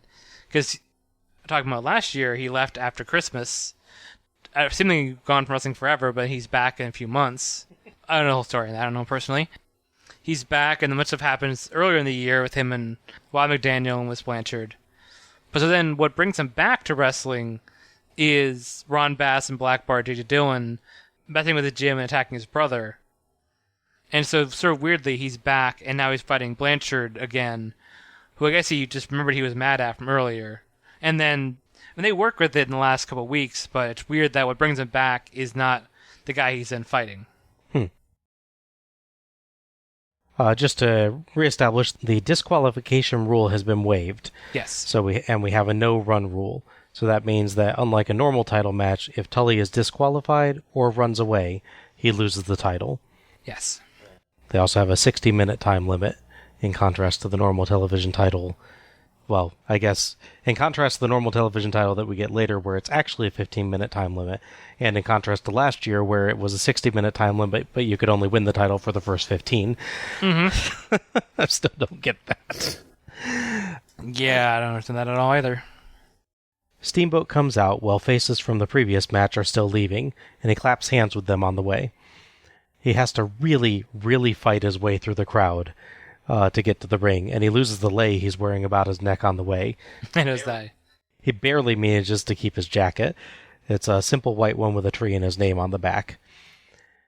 His entrance music actually was really cool. It's not an entrance music that I normally hear for Steamboat, but it just sounded almost intimidating, but in a good guy kind of way. Yeah. So I'm not sure if that was his normal music or if they just, I'm not sure how they picked the entrance music for this show. A lot of people get the same one, but not Steamboat. His was special. Mm-hmm. He goes around the ringside, slapping hands with the fans like the best faces do, and shakes hands with the ring announcer as he gets in. Blanchard has the same entrance music we've heard a few other times tonight. It starts playing long before he actually enters, but we do get some nice cycling colors from the lights as he does. Blanchard's robe is nice, black one with silver sparkling designs and his name in red script on the back. It's a good look. I do have a note in the music. I'm not 100% sure in this. I have to rewatch the show again, but I wonder if maybe the people managed by J.J. Dillon all the same music? That might be it, because we hear the same piece a lot, but it matches with Dillon's guys. I think the only time that it might be associated with someone that's not technically is that Slater and his opponent, I think, come out at the same time and both have it, but that's still a Dillon guy that's coming out before Slater. So Blanchard offers a hand to start, but Steamboat slaps it away. Blanchard opens up with some strikes to Steamboat's injured ribs, and an angry Steamboat fires back hard and beats him around the ring and even out to the apron before bringing him back in with a big suplex. He keeps up the offense, but Blanchard keeps sneaking in blows to the ribs. Eventually, they start to take their toll as Steamboat struggles to catch his breath. Blanchard circles Steamboat, and Steamboat slowly turns to try to keep the ribs away from Blanchard, while Caudle and Sully explain that the ribs are stopping Steamboat from being able to get a second wind. Blanchard makes the mistake, however, of spitting at Steamboat, and Steamboat gives him a mighty glare. Oh, yeah. Blanchard somehow manages to run away in a cocky manner. I'm not sure how, but he did it. Takes skill, man. But Steamboat catches him with a massive power slam and solidly takes control, getting several 2 counts in rapid succession. Steamboat even hits Blanchard's own slingshot suplex for 2. The ribs still bother Steamboat, though, and they slow him down enough for Blanchard to sneak an object into his hand. He uses it to take the advantage back, but Steamboat manages to fire back with a big splash and a sunset flip, only for Blanchard to hit him with the object again and sit down for the 3. The story of this show so far is early matches are good, but generally unremarkable for one reason or another, and then it kind of gets not very good in the middle. It's debatable which one's worse. It's up to you, obviously. But you have some real low points around this point. Obviously, the last match is a little better, but for me, the Steamboat thing really is a nice high mark. Mm-hmm. Because I was really worried going into this that you're having Steamboat injured, so the whole match is going to be him essentially handicapped, so he can't do his big moves, can't do this. I told him at the end, and then it'll backfire. But he did a good job and balance for me of not forgetting that he's hurt, because he's really always good about the psychology in that, but also not slowing down and changing so dramatically that it takes away from the match. Yeah. It's a fine line with that, because you don't want to pretend like you're not hurt, but you also don't want, a quick, really responsive wrestler to just not, do their moves anymore because they're selling a leg injury. Yeah. My only negative, again, is the finish. It's the, I'm a broken record, I know. It's the theme of the night. My issue, again, is an unclean finish. My bigger issue, besides using weapon, is that he uses the weapon, and it doesn't actually get him the win, and then when he's in trouble, he uses the weapon a second time, and it works. Yeah. The surprise factor of the weapon is gone the second time. You should know it's coming, right? Exactly, yeah. I can see that. Steamboat, yeah, he did a great job selling the injuries, but, he definitely has a surge of both emotion and energy when he's insulted, when he gets spit on, and he also looks like desperation when he gets, he starts doing his big moves, but right before it, he needs that little motivation. Mm-hmm. Yeah. And, some good acrobatic movements, and it was actually kind of heartbreaking to see him lose, after his speech wasn't as good, but I still was rooting for him. Yeah. Steamboat's intensely, likable as a face, isn't he? It's similar to what we'll get with Sting later on, that if you don't like this man, you have no heart or soul.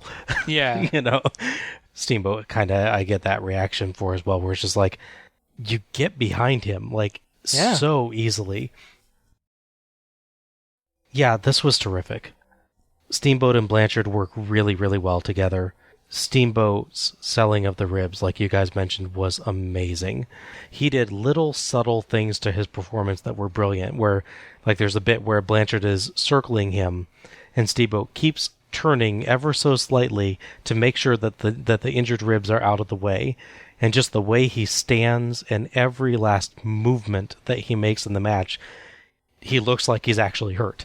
Yeah. He is behaving in every way exactly like you would expect a person with injured ribs to behave. Yeah. It's absolutely just beautiful selling. Blanchard is great at using the rib storyline as well. Every moment that he gets, he is taking a shot at those. Anytime he gets in trouble, he is taking a shot at the ribs to try and get out of trouble. Even when he's woozy from Steamboat battering him at points, he will take wild swings, clearly hoping he will find the ribs. Yeah. And it's just like perfect use of those by the heel too, which is absolutely amazing. That storyline in this match is wonderfully done. Steamboat's version of Tully's slingshot suplex was really, really great too. Very beautiful. Steamboat's always just great with the moves. Yeah, Tully made me want to see Steamboat batter him and win, and like you said, John, like, actually crushed when Steamboat loses this match. It's like, you want so badly to see Steamboat win. I was like actually deflated for a few moments when he doesn't. It was a really, really good one for that. I do have two minor complaints on it. One, I kind of wish that the ribs had factored into the ending too. Like, if you actually had Tully punch him in the ribs with the object to take him down, maybe. It's just such a focus of the match that it feels like that should factor in more. And then also, Steamboat does a really, really beautiful splash towards the end of the match, but he's doing a beautiful splash with hurt ribs. And that's the one point in the match where it feels like you shouldn't have done that if you have an injury, right? Really minor points. Great match. Also, I want to take a moment to compliment Soley and Caudle here. They do an exceptional job on commentary of building up the injury angle, of pointing out every little thing that Steamboat is doing to emphasize it, and of explaining the effects that it's having on Steamboat's performance, of him being just a little bit slower than normal, just having a little bit more time to recover, and the effects on him not being able to get a second win, not being able to draw breath and all fully. It made it easy to pick up on those subtle details of Steamboat's performance. This is one where I think everybody works together really well to make this as good as it possibly could be, and it was excellent. Post-match, Soley and Caudle build up the match's ferocity and Steamboat's heart for going into the match injured, but they also take a moment to build up Blanchard's, quote, tremendous second effort Yes.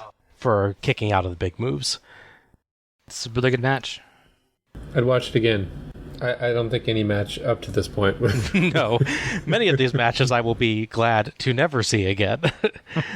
No, I would look for the character development for Assassin number 1 and From Out of Town. But other than that, no. I think this is the first match that I wouldn't mind seeing the whole thing again, start to finish, no problem. And that's a pretty good compliment. I mean, you know, and definitely tells you the difference between it and the rest of the card.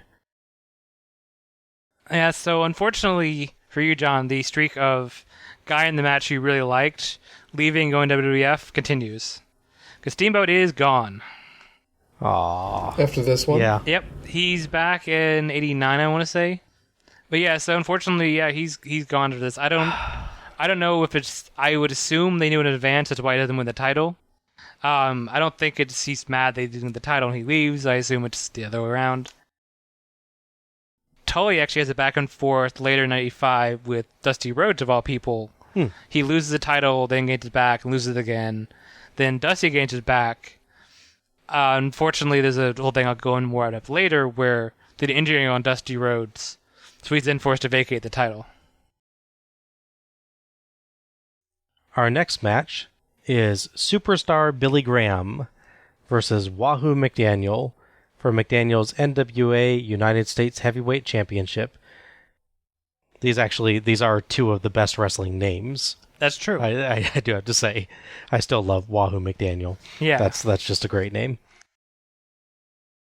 First, I would note that Mike Graham, who you saw in the Florida title match, is not related to Superstar Billy Graham, in case you're wondering. Okay, I actually was wondering that, yeah. Yeah, no, there's a separate Graham family. But yeah, they're not related at all. It's just two guys. Like the previous show, there's two guys named Graham both on the show with the two Youngblood, but at least those two are actually related. Yeah. They announced that Superstar Billy Graham is coming to the territory. They announced for, as mentioned, the 6-man elimination body slam match, where presumably he'd be the heel because he's teamed up with Zambui Express with Paul Jones, but then he's suddenly a good guy a week later, announced to fight Wahoo McDaniel, who's a heel, for the title. Wahoo now, by the way, is full bad guy, having temporarily lost the title due to cheating and then regain. Because this is the day when if you cheat too much, they'll strip your title. Yes. Sometimes, but not all the time. Yeah, it's not consistent.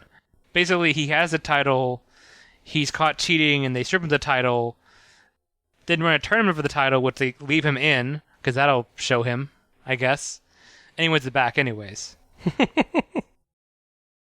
Superstar Billy Graham does one pre-recorded promo. He says some less than PC things about Wahoo McDaniel. Okay. I would note that he mentioned he's the man with the human pythons, which is nice. He also says that no man can break his full Nelson hold, whether they're living or alive. This great promo is aired on the show 2 weeks before Starrcade. Then on the next week's show, Wahoo McDaniel was told he's fighting Superstar Billy Graham, and they play the promo again, in full, while assuming he's looking at a screen just off camera. Yeah. And that's really all you get. Superstar Billy Graham is coming back, he cut one promo, and he's going to be here at the show. Okay, then. Yeah. And he's a previous U.S. title holder. Oh, okay. That's why he's immediately thrown in the title match. That makes sense anyway. Yeah. Superstar Billy Graham has very odd, funky entrance music, and does a lot of strange martial arts chops as he gets in before he flexes a bunch. He's got a sleeveless shirt with his logo on it, and a headband with what looks like kanji characters on it. The same entrance music we've heard lots of other times welcomes Wahoo and his great headdress to the ring. You mentioned he's fully heel here, but a lot of fans actually still shake hands with him as he comes down, and he gets similarly mixed reactions during the introductions. So I guess much like me, people still kind of like Wahoo McDaniel, even if he's a bad guy now. Yeah. It's still not clear whether he's singular or plural, though, because some of these Wahoo McDaniels... Yeah. Maybe there's two. Maybe one's a bad guy, one's a good guy. And we just can't tell them apart, so they're just like, yeah. By the way, I caught while editing last show. You actually did that once, too. Did I? Yeah. Now, there you go. It's contagious. Yep. And yes, Soli tells us that Superstar Billy Graham has 23-inch arms, and they're called the Pythons. Awesome. Hulk Hogan, of course, will use the same description for his arms later, but has to increase the inches by 1. Yes, he's 24-inch Python. Just has to be better. Knuckle lock to start, and Wahoo strikes Graham to get out, but Graham pulls at his hair and slams him down. As they continue, the announcers note that Wahoo is at a disadvantage because Graham is bald and has no hair to grab. Yes. That just cracked me up. It's a good idea.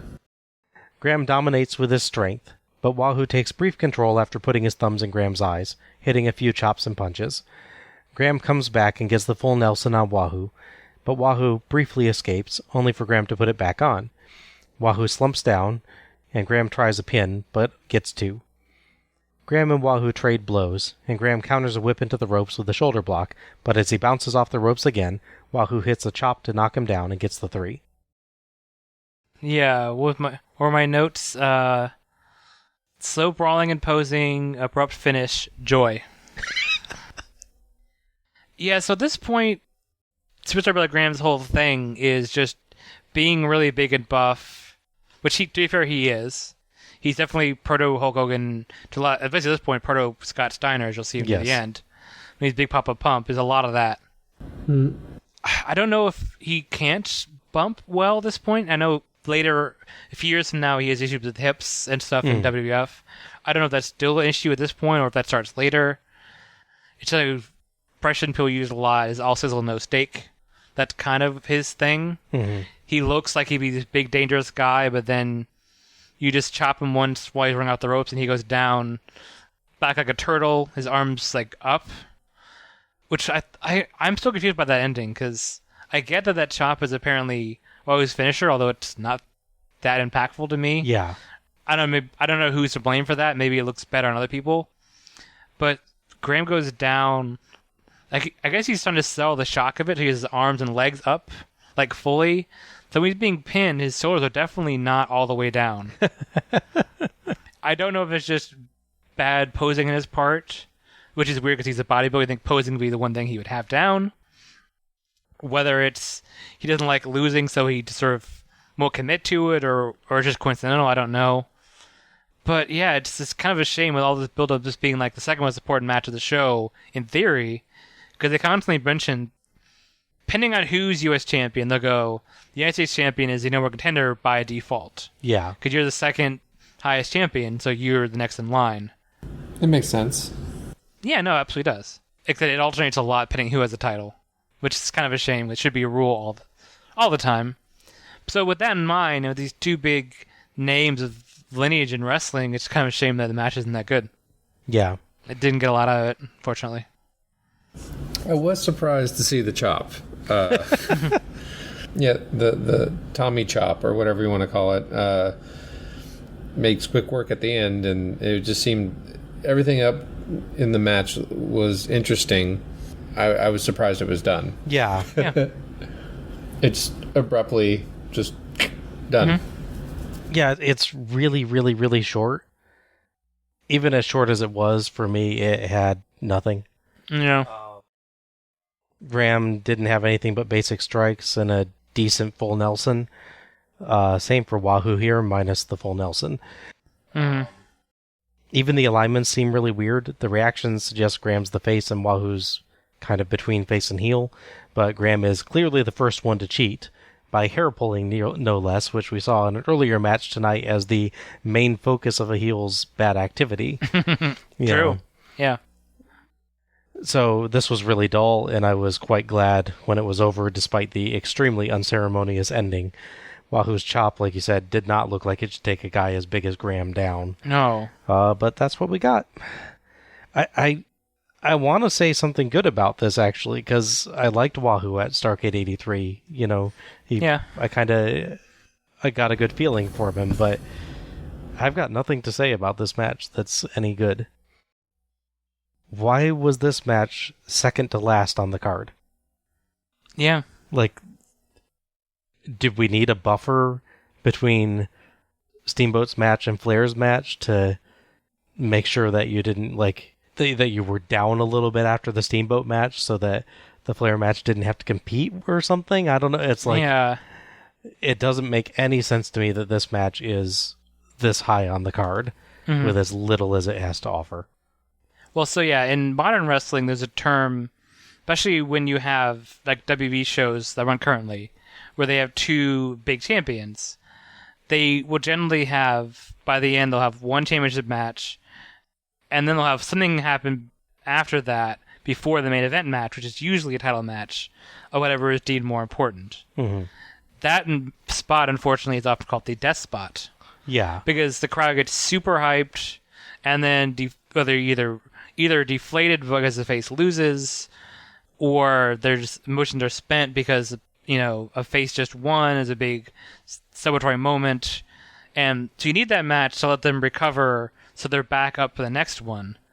But whatever that match in that spot is kind of screwed unless they're really, really good. Even then, sometimes they're still screwed because the crowd has nothing to give them. They need them to recuperate, and you're stuck being there. It's just, you don't normally act like the crowd's not going to care. Yeah, no. And this match appears to be like, well, we know the crowd's not going to react, you know, as strongly to anything after that Steamboat match, so we're going to send out something that they shouldn't react to anyway. Like, this match deserves nothing. Mm-hmm. Wouldn't it be one of those, like Al was saying, wouldn't this be the death spot or the be like where you try something gimmicky? Yeah, this is where the tuxedo thing goes. Or, There you go. Yeah, exactly. Not that I liked the tuxedo match, No. but this would be that would be a much better thing to put here. That's a very good point. I'll give you that one. That's good, yeah. Thanks. They could also just bring out Dusty Rhodes and just have him talk for a little bit for fun. Post-match, Graham complains to the ref that Wahoo was grabbing his pants on the pin, but the replay shows that Wahoo definitely did not do that, and Sully and Caudle call it absolutely uncontested. Mm-hmm. So again, who was the bad guy here? Very good question. Yeah. So the grand experiment of Wahoo McDaniel as the evil mega heel ends in March when he loses the U.S. title. The other thing of note is, so I watched the next two shows following this. So on the follow-up show, Paul Jones is celebratory for having beaten Jimmy Valiant in the way he did, and he brags about having a new member of his stable. He says that this person he's bringing is a master of all the martial arts, and you won't believe the body in this guy. This is the way he says it. But I'll tell you next week who my new guy is. So I'm like, okay, well, I gotta watch the next show. Just something else to confirm what I'm pretty sure the answer to this is. And the answer is yes, Superstar Billy Graham is now, apparently at this point, I'm being managed by Paul Jones. Okay. So he does kind of become a heel. Yes. Okay, so that kind of makes some sense anyway. The announcers note that they have a 10-minute intermission, and they show the replay of Starrcade 83's ending again. Caudle says that Starrcade 84 is topping 83, and they throw it to Tony Schiavone. Bob Caudle, I'm sorry, I very much disagree. Numerically, it is. Numerically, it is, yes. Yeah. Tony is backstage with the three men acting as judges for tonight's main event. Duke Kiyomuka looks pretty serious, Smokin' Joe Frazier looks serious, and Kyle Petty could not smile any bigger if he tried. Tony tells us that the three will be judges, but that Frazier will also be the ref in the ring. If the match goes 60 minutes, the three will decide who wins. Tony asks for their thoughts. Duke says that they have two great wrestlers and they'll judge watching their abilities. Whoever wins it, wins it. Joe Frazier says everyone knows it's a championship fight and he's going to make sure that the rules are kept. If he sees something wrong or someone gets hurt, he'll call it off. He doesn't want anything to go wrong. It's just like boxing, no different. Petty says that in NASCAR you have to be aggressive, and he's looking to see which wrestler is more aggressive. If it comes to their choice, he might have to mail his vote in if the wrestlers are getting rough. These three guys actually came off as really, really nice guys. Sure. Mm-hmm. Particularly Kyle Petty, who just seemed absolutely thrilled to be there. Yeah. He had a huge grin plastered on his face the whole time and, could not be happier. Not the best promos. I think we could all agree on that, right? I like Joe. Yeah. They did get across what they needed to get across, I think, for the most part. It did add to a sense of importance for the main event that we're setting up this judging situation for it is different to other matches, and that helps it feel unique and more and larger. I will say one thing about this, that's an issue with the format of the show. As weird as it sounds, I understand doing the judge promo near the end, but honestly, I would have reversed the order of airing the Dusty promo and the judges promo. Yeah. Because, so Dusty comes out, as we talked about, says, make sure, Joe Frazier, you don't stop this match, no matter what happens, before Joe Frazier said anything about stopping the match on this show. True. And then Joe Frazier comes out and says, I'm going to stop this match if I have to. That's a good point, yeah. Maybe the whole show is not aired chronologically correct. They have the anthems in the middle. That's true, that could be the beginning of the show. Yeah. Sully and Caudle build up the importance of the judges if the match goes to 60 minutes, and the level of responsibility they face in not just deciding who gets the title, but $1 million as well. So our final match is Dusty Rhodes versus Ric Flair for Flair's NWA World Heavyweight Championship, with special referee Joe Frazier and judges Duke Kiyomuka, Joe Frazier, and Kyle Petty. So this has basically been building up since the previous show. If anyone wants to, hopefully watch the previous episode. Wink, wink. But yeah, Dusty says in that show he's going to challenge the winner, and he hopes it's Flair, but he also at that point thinks it's going to be Race, and obviously it isn't. Yeah. They definitely have some physical interaction throughout the year, but it's mostly just talking about how I'm going to take Flair down to the show. Come October, which is where I start watching the shows, by that point Flair is fully a heel. He's the touring champion everyone loves to hate. He comes to your territory, you hope your local guy will beat him, and of course they don't. And they make a big deal once they announce Starrcade officially. The $1 Million Challenge things add to it. They have this video package where you go to the bank and load a pallet of money up and walk it out and walk around with it. It's all very cheesy and kind of fun. They already decided they're having this match in advance, and they decided to add the $1 Million Challenge thing. The Joe Frazier is added fairly late. They talk about him a little bit to it. They don't really mention the judges that much. I think there's one mentioned them briefly on the previous show, but their Frazier thing is definitely brought up.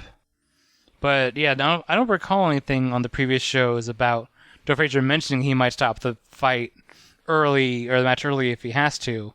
So I don't know why Dusty is sort of saying that unprovoked. Yeah. Unless they missed something. Maybe he was responding to Dusty. You know? Mm-hmm.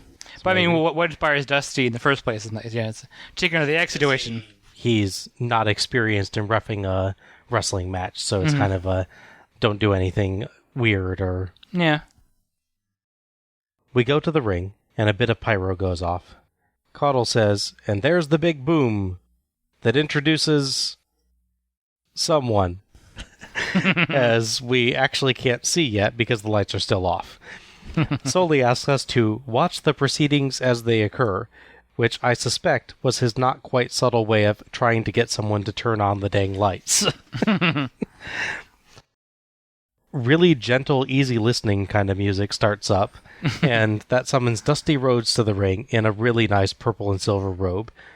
I guess the music is the Dream thing, but it just sounds so quiet and peaceful that it doesn't actually sound right for wrestling, especially for Dusty Rhodes. Yeah. The crowd, however, cheers like mad for him. Flair, of course, still has also Sprock Zarathustra. He gets a more mixed reaction, but people are still pretty happy to see him overall.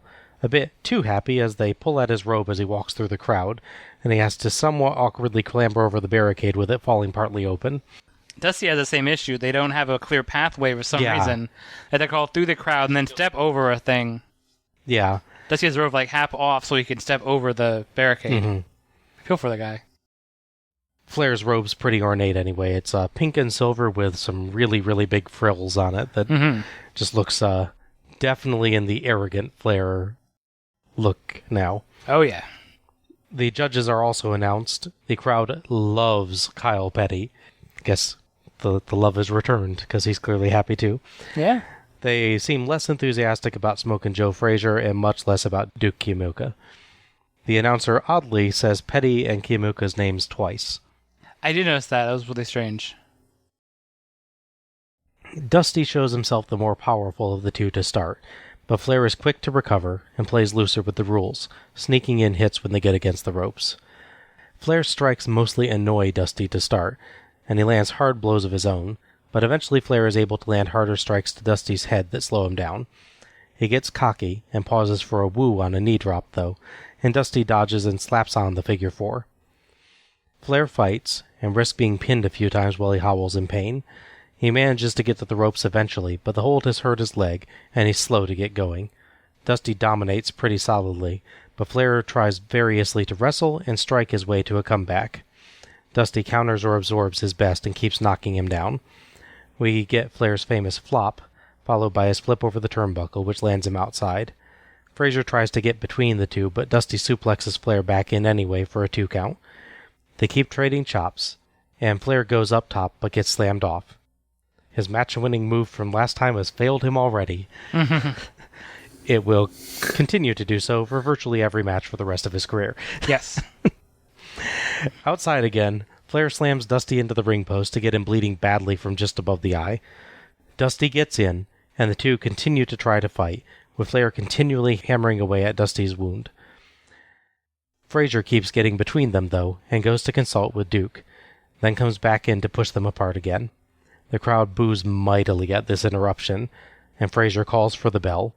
Frazier lifts Flair's arm, awarding the match to Flair. The crowd actually gives a pretty big cheer when he goes over and lifts Flair's arm, but that turns to some boos as well as they, I think, realize what's just happened. I feel really repetitive, but it's actually a pretty good match, and then they do something done with the ending, and it messes the whole thing up. Yeah. Obviously, we didn't get as long real-time build-up for this match as you got at the time. You got a year of build-up, but True. we still, we have the tease of a Dusty Rhodes match, and Ric Flair match, rather. And then we finally get it. It seemed like it's starting to build up something, and then it abruptly stops because the boxer says the cut's too bad. And to be fair, it was a bad cut. Oh, yeah. It's not like he cut it for no reason. It's not like he's really being a heel, but it's... With all that they constantly build up, has so much on the line, he has all these stakes, and then it's just, we got to happen now. Yeah. Pay to see the show next year. Yeah, I didn't notice the foreshadowing until we started talking about it. Like, about both Dusty and Joe Frazier talking about, calling the match. Mm-hmm. But it's something about watching a match where the ref could take it, actually physically take out both contestants with no problem whatsoever. He was more energetic than both of them at some points when he's moving around. Like some of the refs, go out of their way to get out of the action, but Joe's bouncing in, checking on things, and then bounces back out and is moving along with them throughout the whole thing. So it's fun watching him too. And he's not winded or anything. Just kind of speaks to his athleticism as a boxer. But I don't know why I'm going on about him. Well, because he was a very important part of the match. Yeah. Right. It's understandable. But no, I enjoyed that quite a bit, and they did it twice where he checks his eye and everything, and I'm like, they're not going to do this. They're not. No, they're not going to do it. But they do, and I wonder if it's just one of those things where they're like, well, we have a lot of people who like Flair and Dusty, so we need to get this make this be a technicality in order to preserve both fan bases. Yeah. It's definitely like we've still got more story to tell here. So we don't want to have something that feels like a definitive ending here. We want to tell more with this. We want to do more with this going forward. So it accomplishes that. We can debate, I think, whether it's the best way to accomplish that, but that's their goal. Yeah. And they do accomplish that goal. I would make Dusty wear an eye patch for the next 2 weeks. There you go. Just to sell this. I would like to hear Dusty Rhodes try and do a pirate accent. Well, I don't know about that. But. Yeah, like you said, I liked this one for the most part. It's hard fought. It definitely gets this feeling of one's power, one's tactics. Yeah. Dusty has the obvious weight advantage, but Flair's this really wily champion that keeps trying new things. The story of the match is very strong. Flair does a really good job of switching things up. Whenever something's not working against Dusty, he moves to something else. The one exception being he probably tries a few too many punches to Dusty's belly. That should probably be obvious that's not going to work in the first place. Yes, exactly. Dusty just keeps making steady progress and slowly wearing Flair down with his strength. So it's a good, solid match story, I think. It was really cool to see a lot of Flair's famous spots already present here. Yeah. That, last year we had Flair as a good performer in the ring, but not recognizable really as Ric Flair in the ring fully. Now he is fully recognizable as Ric Flair. He has, the flop. He has the flip over the turnbuckle. He has the I go up to the top rope, you grab me, and I go, no! Doesn't quite yell that as loud as he'll get yet, but he's getting there. Yeah. Yeah, so his in-ring act feels almost entirely formed now, only 1 year on from when he was, not really recognizable as fully Ric Flair in the ring. Yeah. Dusty is surprisingly nimble for such a big dude. I've only seen late Dusty Rhodes matches, Yeah. really. So I was not expecting that guy to be able to move as fast and as as nimble as he did. So he was quite good in the match. He was strong when he needed to be, vulnerable when he needed to be. He's powerful, but it feels like he can be stopped. Mm-hmm. So many elbows. He likes them, yeah. And I did catch they did definitely say bionic elbow at one point this year, Yes. so he's definitely claimed that from Valentine. Mm-hmm. The ending is well performed, but it's a terrible idea. Yeah. It's like, looking at it, I can compliment every one of them involved in it for their performance during it. Dusty, in particular, is doing an exceptional job of selling the injury. He gets the cut over his eye. He really expertly sells not just the disorientation and then the blood loss and everything, but like not being able to see because of the blood and everything. Flair gets amazingly vicious. Yes. He starts going for that cut Like a I shark. have finally found a weakness. I can take this guy down. I also liked the match kind of had this subplot in it of him starting out trying to just do reasonably straight competition, not doing an extreme amount of cheating. He does a few little bending of the rules here and there, but it's not extreme. Late in the match, he starts getting really willing to injure Dusty. Yes. And you can see this transition in Flair's character from arrogant to actually bad guy as the match goes on. I think it's kind of a cool storyline there. But yeah, the actual ending, just stopping the match and just awarding it to Flair based on the blood loss and him being blinded in the eye and everything just feels so weak. It's this great match, honestly, a really, really good match that feels epic, and then it just stops without an ending, and it's such a letdown. Yeah. Wouldn't it have been better if they had paused for a second and wrapped Dusty's eye around the head kind of thing? It's like, and then Flair could dance around him and punch him in the side or something, and then eventually have that injury targeted again, and then they call the match. yeah, you could try and keep it going, or have Dusty lose, but because of Flair expertly taking advantage of this unfortunate injury, so Dusty still then would come back with this very legitimate, this was an accident that you took advantage of, it's not you beating me fully, he can still come back, he hasn't lost anything. It just feels like they want to try and find a way to end the match without either of them taking a pinfall, and this is not a match that should end without somebody taking a pinfall. You said, Al, it's a year-long build to this thing. Yeah.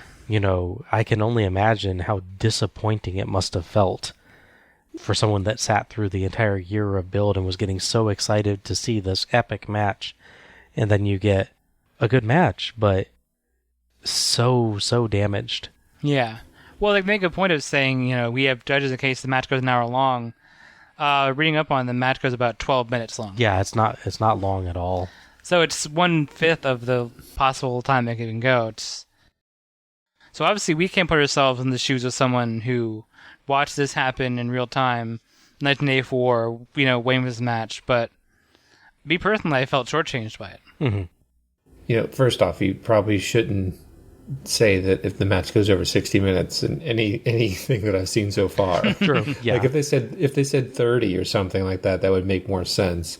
But part of me hopes that their intent was to have it go maybe twice as long or something like that, but the injury might have been legitimate. They were supposed to play it up, and maybe they were supposed to cut and target the eye, but maybe it was for a medical reason that they actually did cut it short.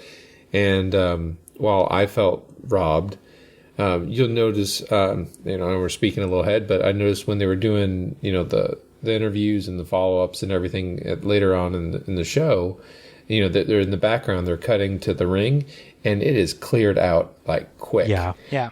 They're not staying, and people aren't talking about the matches and doing stuff, which is my experience when I went to live shows. You'd kind of hang out for a little bit, but it was dead. There was 5 people.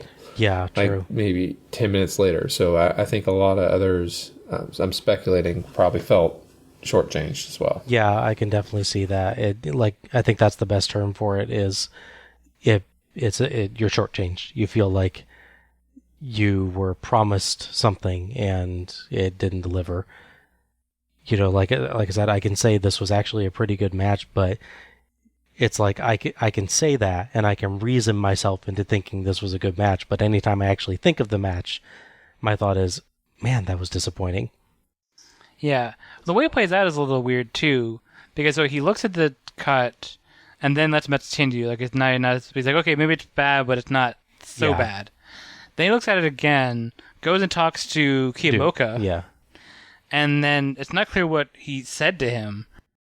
Did he try to talk him out of it? And then he's like, you could have said, he tried to tell me to keep the match going, but I decided no, put all myself, or he could have said the opposite. He could have said he agreed that I should do it. Sort of, but there's no follow-up on that. Well, as a judge, he could have, while they're pausing the match, he could have looked at it too, I mean, if they were trying to be all official about it and say, look, okay, 2 out of 3 judges think we should stop this. Maybe it is a legitimate way of ending the match here. Rather than just saying, yeah, do whatever you want. Yeah, I just wish they had explained what's supposed to have happened between the two of them. Post-match, Dusty flips out and goes after Frazier, but several of the face wrestlers from earlier in the night come out and hold Dusty back as Flair goes out and gets his check from Jim Crockett. Manny Fernandez is there and ties a towel about Dusty's face to cover the eye, and then they escort Dusty from the ring. Sully and Caudle say that they understand Frazier's actions, and that even if it was for $1 million, that eye is worth more than $1 million. They say that Frazier was probably influenced by his boxing experience to think that the blood was more of a severe issue than it was for a wrestling match. Well, that's the last match on the show, but as with last year, we do have a little bit more to go with some further interviews. First up, we get backstage with Tony and Ric Flair. Okay, Gordon Soley, we are here in the dressing room of the, once again, world heavyweight champion, Nature Boy Ric Flair, and that was quite a match. As a matter of fact, one of the most unusual matches that I've ever seen, but you are $1 million richer at this moment. It's right here, $1 million. It is unfortunate the way it happened, but I told you, I'm talking to you, Dusty Rhodes, I'm talking to fans out there, that I got in that ring to go 120%. And don't think he wasn't in there going 120%. It's unfortunate he suffered the cut. Whether Joe Frazier should have stopped the match or not is not my business. All I went in that ring to do was make sure I walked out with this and with this. I've got them right here, both, Tony. I'm thankful for this evening, and I'm thankful to be the world champion. I'll be back here next year. Count on it. Thanks. I thought this was a great little interview. Yeah. Flair feels like he's midway between the face and heel here. He's not entirely satisfied with the match. Yeah. But he's willing to push aside any doubts because he got to keep the title and because he gets to take the money. So he's trying to sell himself as a fighting champion, but he's also totally willing to just take the win. Mm-hmm. It's pretty cool to watch his development here, and again, his interviews have improved so much from last year. I'm glad he gave the nod to Dusty. He didn't have to say, that he gave 120% too. And he does play it off as like, if it was Steamboat, like, just who's complaining about a boot in the back, and now he gouged at the eye. But he moves it forward. Yeah, I think Flair's always pretty good about that. I think he always understands that if you build up the other person, then if you beat them, it means something. Yeah, no, it's covered pretty well. It's definitely good to see the evolution of his character, Chrissy, where it goes. Yeah. Sully praises Tony for racing around getting interviews, then segues into praising all the cameramen. He says he's not sure whether he wants to hear from Dusty, because Dusty's bound to be angry, and Caudle agrees that he has to be disappointed, but maybe he'll feel better after he finds out how severe the cut was. I guess justifying Frazier's decision is the idea there. Meanwhile, a fan hangs out in the background and peers through the window, bobbing around and trying to get a look at it, something beyond the announcers. I think maybe he saw himself on their monitors or something like that. Yeah, so they really quickly cut to a shot of the ring, as Sully explains that Dusty has such a memory, he tells elephants what they forgot. I love Sullyisms. Yeah. I'm coming to love this guy. They go back to Tony with Dusty Rhodes, and Manny Fernandez is standing by. Thank you very much, Gordon Soley. This is an interview that I really do not look forward in doing. You see Dusty Rhodes right here with his world tag team partner, the Raging Bull, Manny Fernandez. There it went, $1 million in the world's heavyweight title right out the window. I have never, ever in the history of my profession had a match stopped by any means. This is wrestling, Joe Frazier. This ain't boxing. These are men. These are one-on-one. We talking about $1 million, Jack. We talking about the best we have to offer. Stitches in my head don't mean a damn to me, Joe Frazier. You better look around the country. You better be in the fighting shape of your life. Because somewhere, someplace, I'm going to get you, Joe Frazier and Ric Flair.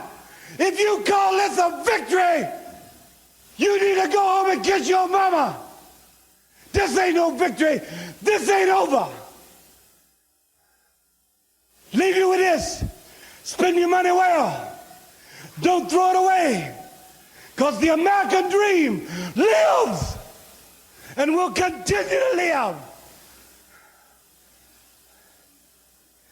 Get out of here.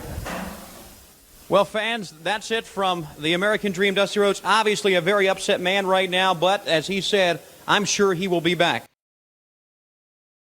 Yeah. Great emotional interview from Dusty. He is not his usual cheerful self here. Mm-hmm. He is absolutely bellowing in rage, really selling his frustration at the decision and what it took from him. He definitely got across this is not over, and it honestly does help the ending of the match a bit to have two really good, strong reactions from the wrestlers involved. The match was good. The ending brings it way down. Their reactions afterwards start kind of digging themselves out of that hole to me a little bit. It's not fair. Enough to get it all the way back up. No. But that performance from Flair was really strong, and the performance from Dusty is amazing here.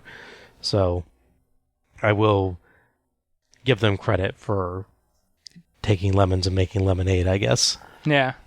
Like I said, it was definitely interesting to see the angry side of him, especially because he made a point of being so calm and ready for everything, and then when it goes wrong, you see the opposite reaction, which is nice. Yeah, it's a huge contrast from earlier in the night. He's easygoing and then flips this switch, and wow.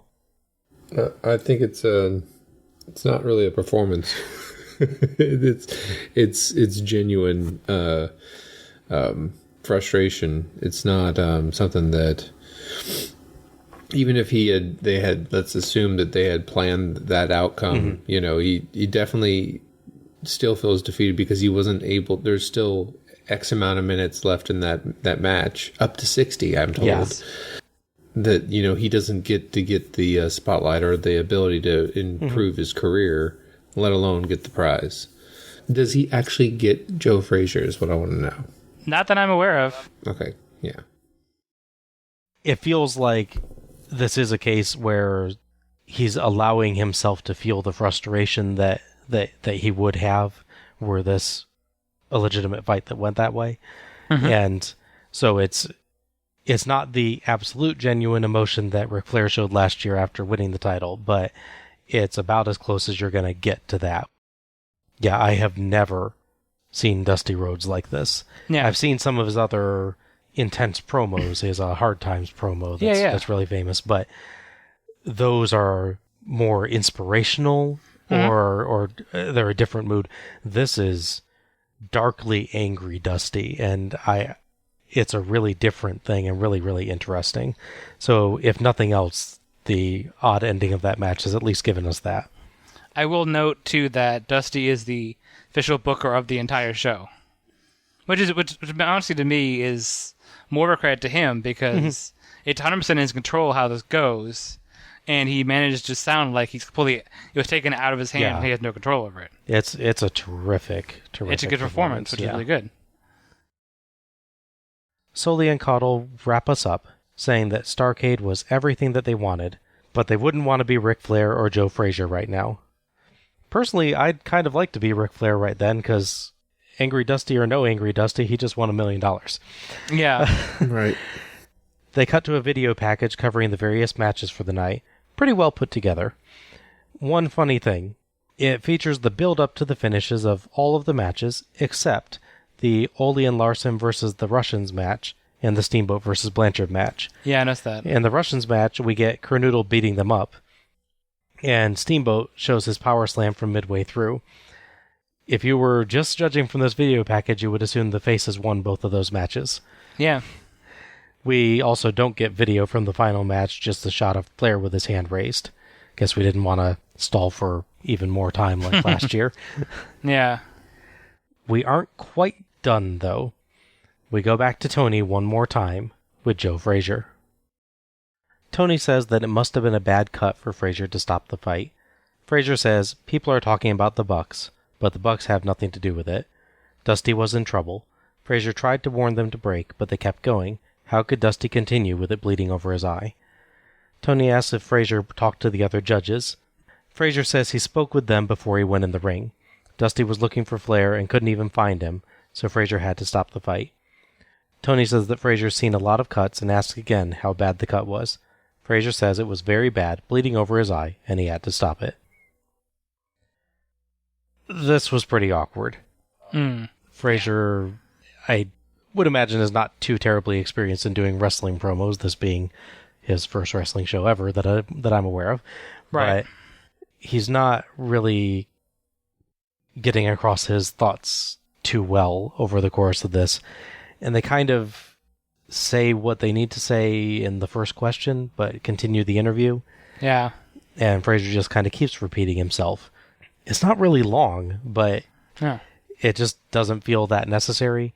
We already got virtually the same comments from Caudle and Soli, and so I think we probably could have just ended on the video package for my. Yeah. Maybe this was their attempt at a little bit of triage for a viewing audience. Blame Joe Frazier. Well, no, I mean, like, he's protecting Dusty at the end of the day. It may not necessarily tie up the "I'll get you, Joe Frazier" or anything, but at least you can see that he had his Dusty's best interest.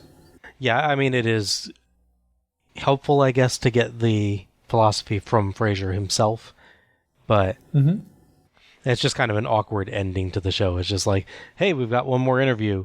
Okay, we're done. Yeah, right. Just, you know. Yeah, I mean, you could have. I understand doing it. Maybe play it on the show, like the next show, because like it's weirdly placed, following a calm but definitely serious promo by Flair and a super intense, super serious Dusty one. To have him be this third guy trying to explain things awkwardly, it doesn't follow the two very well. That's what I would say. Yeah, I agree. That would have been a better delivery, but, you know, like the saying goes, you want to go to bed angry.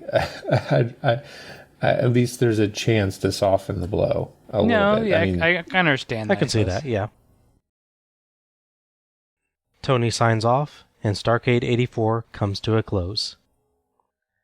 So, what do you guys think about the overall show, Starrcade 84, the $1 Million Challenge? Yeah, it definitely is ups and downs, as of a weird middle period where it's not super great. But even consistently throughout the show, even when it's good but not great, or serviceable but not bad, the finishes are almost always a question. Mm-hmm. Whether it's, why did you only count one guy's pin and completely ignore the other guy who's actually taking the move in the first match, or the abruptness of a couple of the finishes. Whether it's the U.S. title match later in the show where the winning Mr. Ito, and then just constantly having like the false finishes like that throughout the show kind of hurts it. Because it makes you feel like you're not getting resolution of any kind on this show. Yeah. In fact, the only times you really get clear resolution is maybe, weirdly enough, with Bob McDaniel, singular, caught myself, and where he gets a straight victory that's clearly uncontested. And that's weird that he gets that one. Yeah, that's odd. Because both any time where the faces, I'm not 100% clear on which one of the two people in the first match is supposed to be the face, or maybe they both are. I think they kind of both are in that one, honestly. Adidas has a clear win when that's he does true, the airplane spin. Yeah. But that match is so forgettable that, we just demonstrated that's really forgettable, right? Yeah, I can definitely see what you're saying there. That's... Yeah, it's just getting back to what I was saying before being shortchanged by it. They want you to pay to watch the show. They're selling as a big event. It's a big blow off to all these stories. And they give you non-finishes, like with the main event, or they give you finishes to make you pay to see it again. Mm-hmm. They want you to, you don't get to, but they want you to pay to see Tully and Steamboat fight again. You want to see Anderson fight the Russians again. You want to see this or that. Yeah. They don't get all of those, but it feels like they're trying to squeeze more money out of you, which any show is, to be fair. But you can give people good finishes. Like, you can have a face win a major world title, like the WrestleMania 30 with Daniel Bryan, and you'll want the next show to see how he follows it up. Yeah. So you can give good, happy finishes that still make me want to watch the next show. This is not an example of that, unfortunately. Yeah. John, thoughts? Well, let me just start by saying I'm gonna try not to go to sleep angry. No, I like that.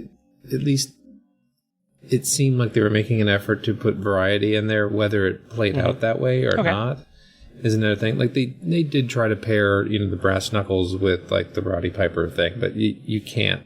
You just can't do that. They did work on a few storylines and just had some, I don't want to say throwaway matches, but they had some fodder out there that kind of could keep things light rather than you just taking this emotional roller coaster with the other storylines. But of course, with all the either abrupt or non-ideal endings, I could see how someone might be a little bit miffed at going out to the event. Mm-hmm. It's not as positive a reaction as you would get last year. I remember last year you saying the people there probably thought this was pretty amazing. And this year you're feeling more like... They're clearing out. I'm sure it was successful from at least a monetary standpoint where... everyone paid for... Is they still doing closed circuit right now? Yeah. So yeah, they have already earned their money there. They have a couple storylines they may get to salvage, or at least a reignited rivalry because of... We're not argue over who stabbed who or who put a boot in the back. Yeah. Or gouged their eye. I mean, they can still play off of that. So there's some ways to salvage that, but... No, I would be kind of... I would hesitate buying another Starrcade ticket next year. Fortunately, you don't have any choice. No. Well, you know what I mean that way. Like if I was in attendance, I totally agree. If I had purchased Starrcade 84, I would be giving serious reconsiderations on Starrcade 85 because this is not a horrible show, but it's a disappointing show. I think you guys hit the nail on the head there. From a technical standpoint, it feels like it's better put together than last year. Yeah. Some weird shaking of the camera aside that we haven't really mentioned. I think that may be more the video transfer to the network or whatever version they've got. Then I don't think that was there for the actual show, likely. But it feels pretty well put together from a technical standpoint. It keeps moving at a good pace, which I really did appreciate. There's not really any points where the show slows down, where last year we had some pretty big stalls here and there. This year it keeps moving. But at the same time, the show's missing something this year, and I think it's a sense of importance. That 83 has this really big sense of this epic event, this maybe once in a lifetime kind of show, and 84 doesn't get there. Yeah. I'm loath to admit it, but I think it's all those interviews that 83 had. They messed with the show's pacing, but they also really kept reiterating how historic the night was, how important the title match was, how important the tag title match was, and how much the wrestlers were rooting for other wrestlers or were interested in each other's matches. It all just felt really big. Yeah, I see that. 84 doesn't feel big. No. Dusty and Flair build up their match. They do a good job with it. But the other wrestlers don't seem to care about it really that much. Nobody's really talking about each other's matches. Nobody's talking about each other's stories. It's true. Matches just kind of happen.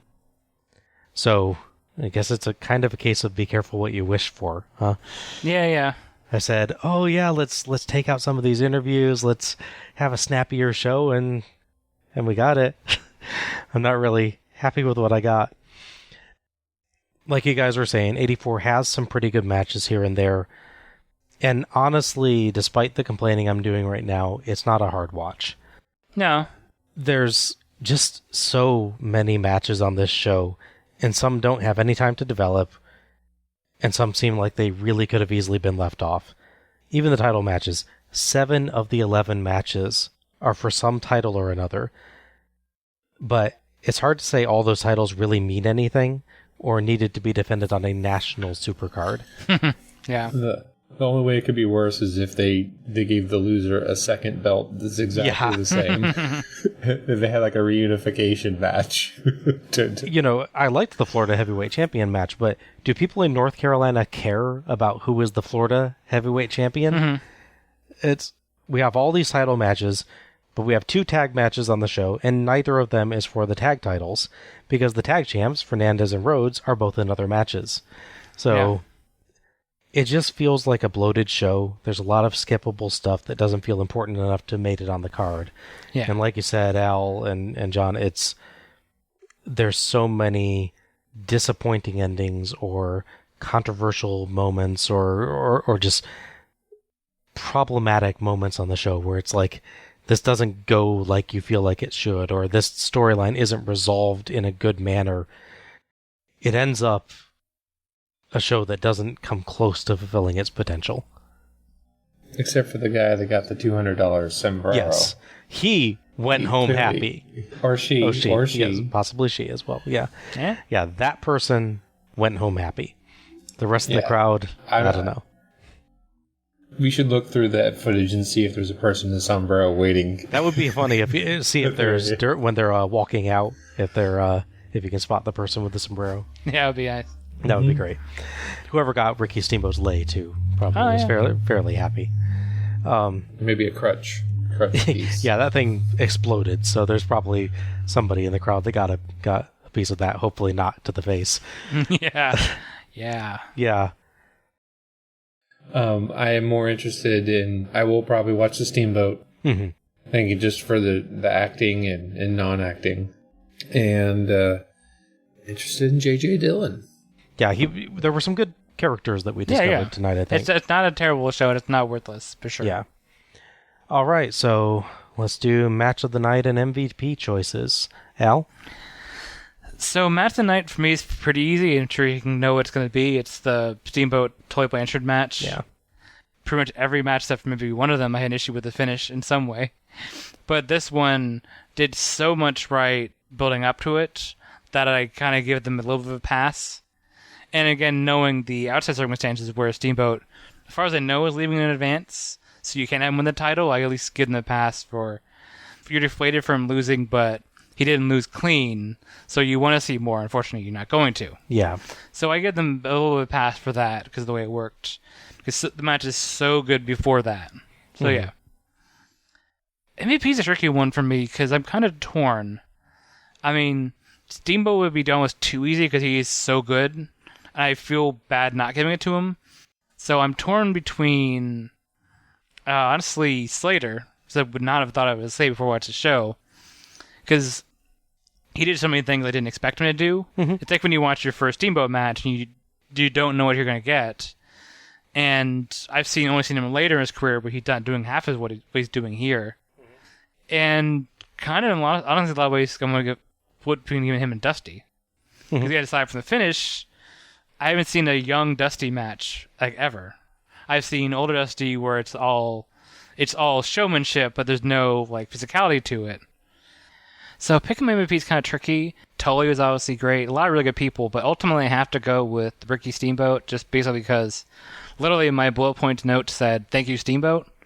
And he had the best match in the show, so it's hard not to pick him. Especially because I know I can't pick him for like 4 more shows. Okay. John. MVP is Dusty. Awesome acting, awesome promos. You know, I knew he probably had more he wanted to give, and genuine frustration. You know, match is going to have to be Steamboat just because really good acting. Yeah. Yeah, for me, match of the night, Steamboat versus Blanchard.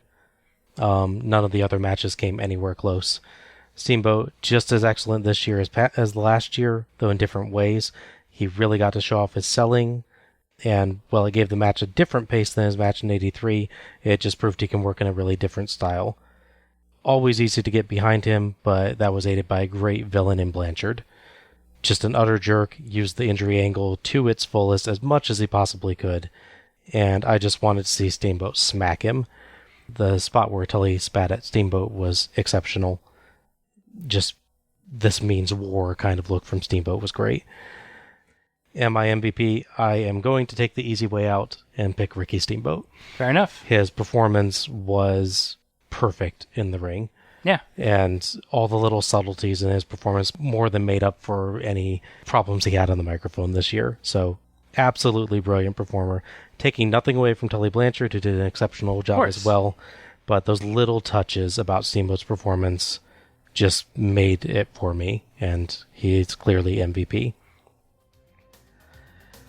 And that'll do it for our review of Starrcade 84, the $1 Million Challenge. I hope you've enjoyed listening to us tonight. Many thanks to ProWrestlingHistory.com for attendance and closed circuit figures for the show. We'll be back next month to have a look at Flair and Dusty's second Starrcade main event at Starrcade 85.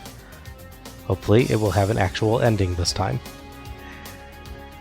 This is Bob Moore for Alec Pridgeon and John Mullins, signing off. Good night, everybody.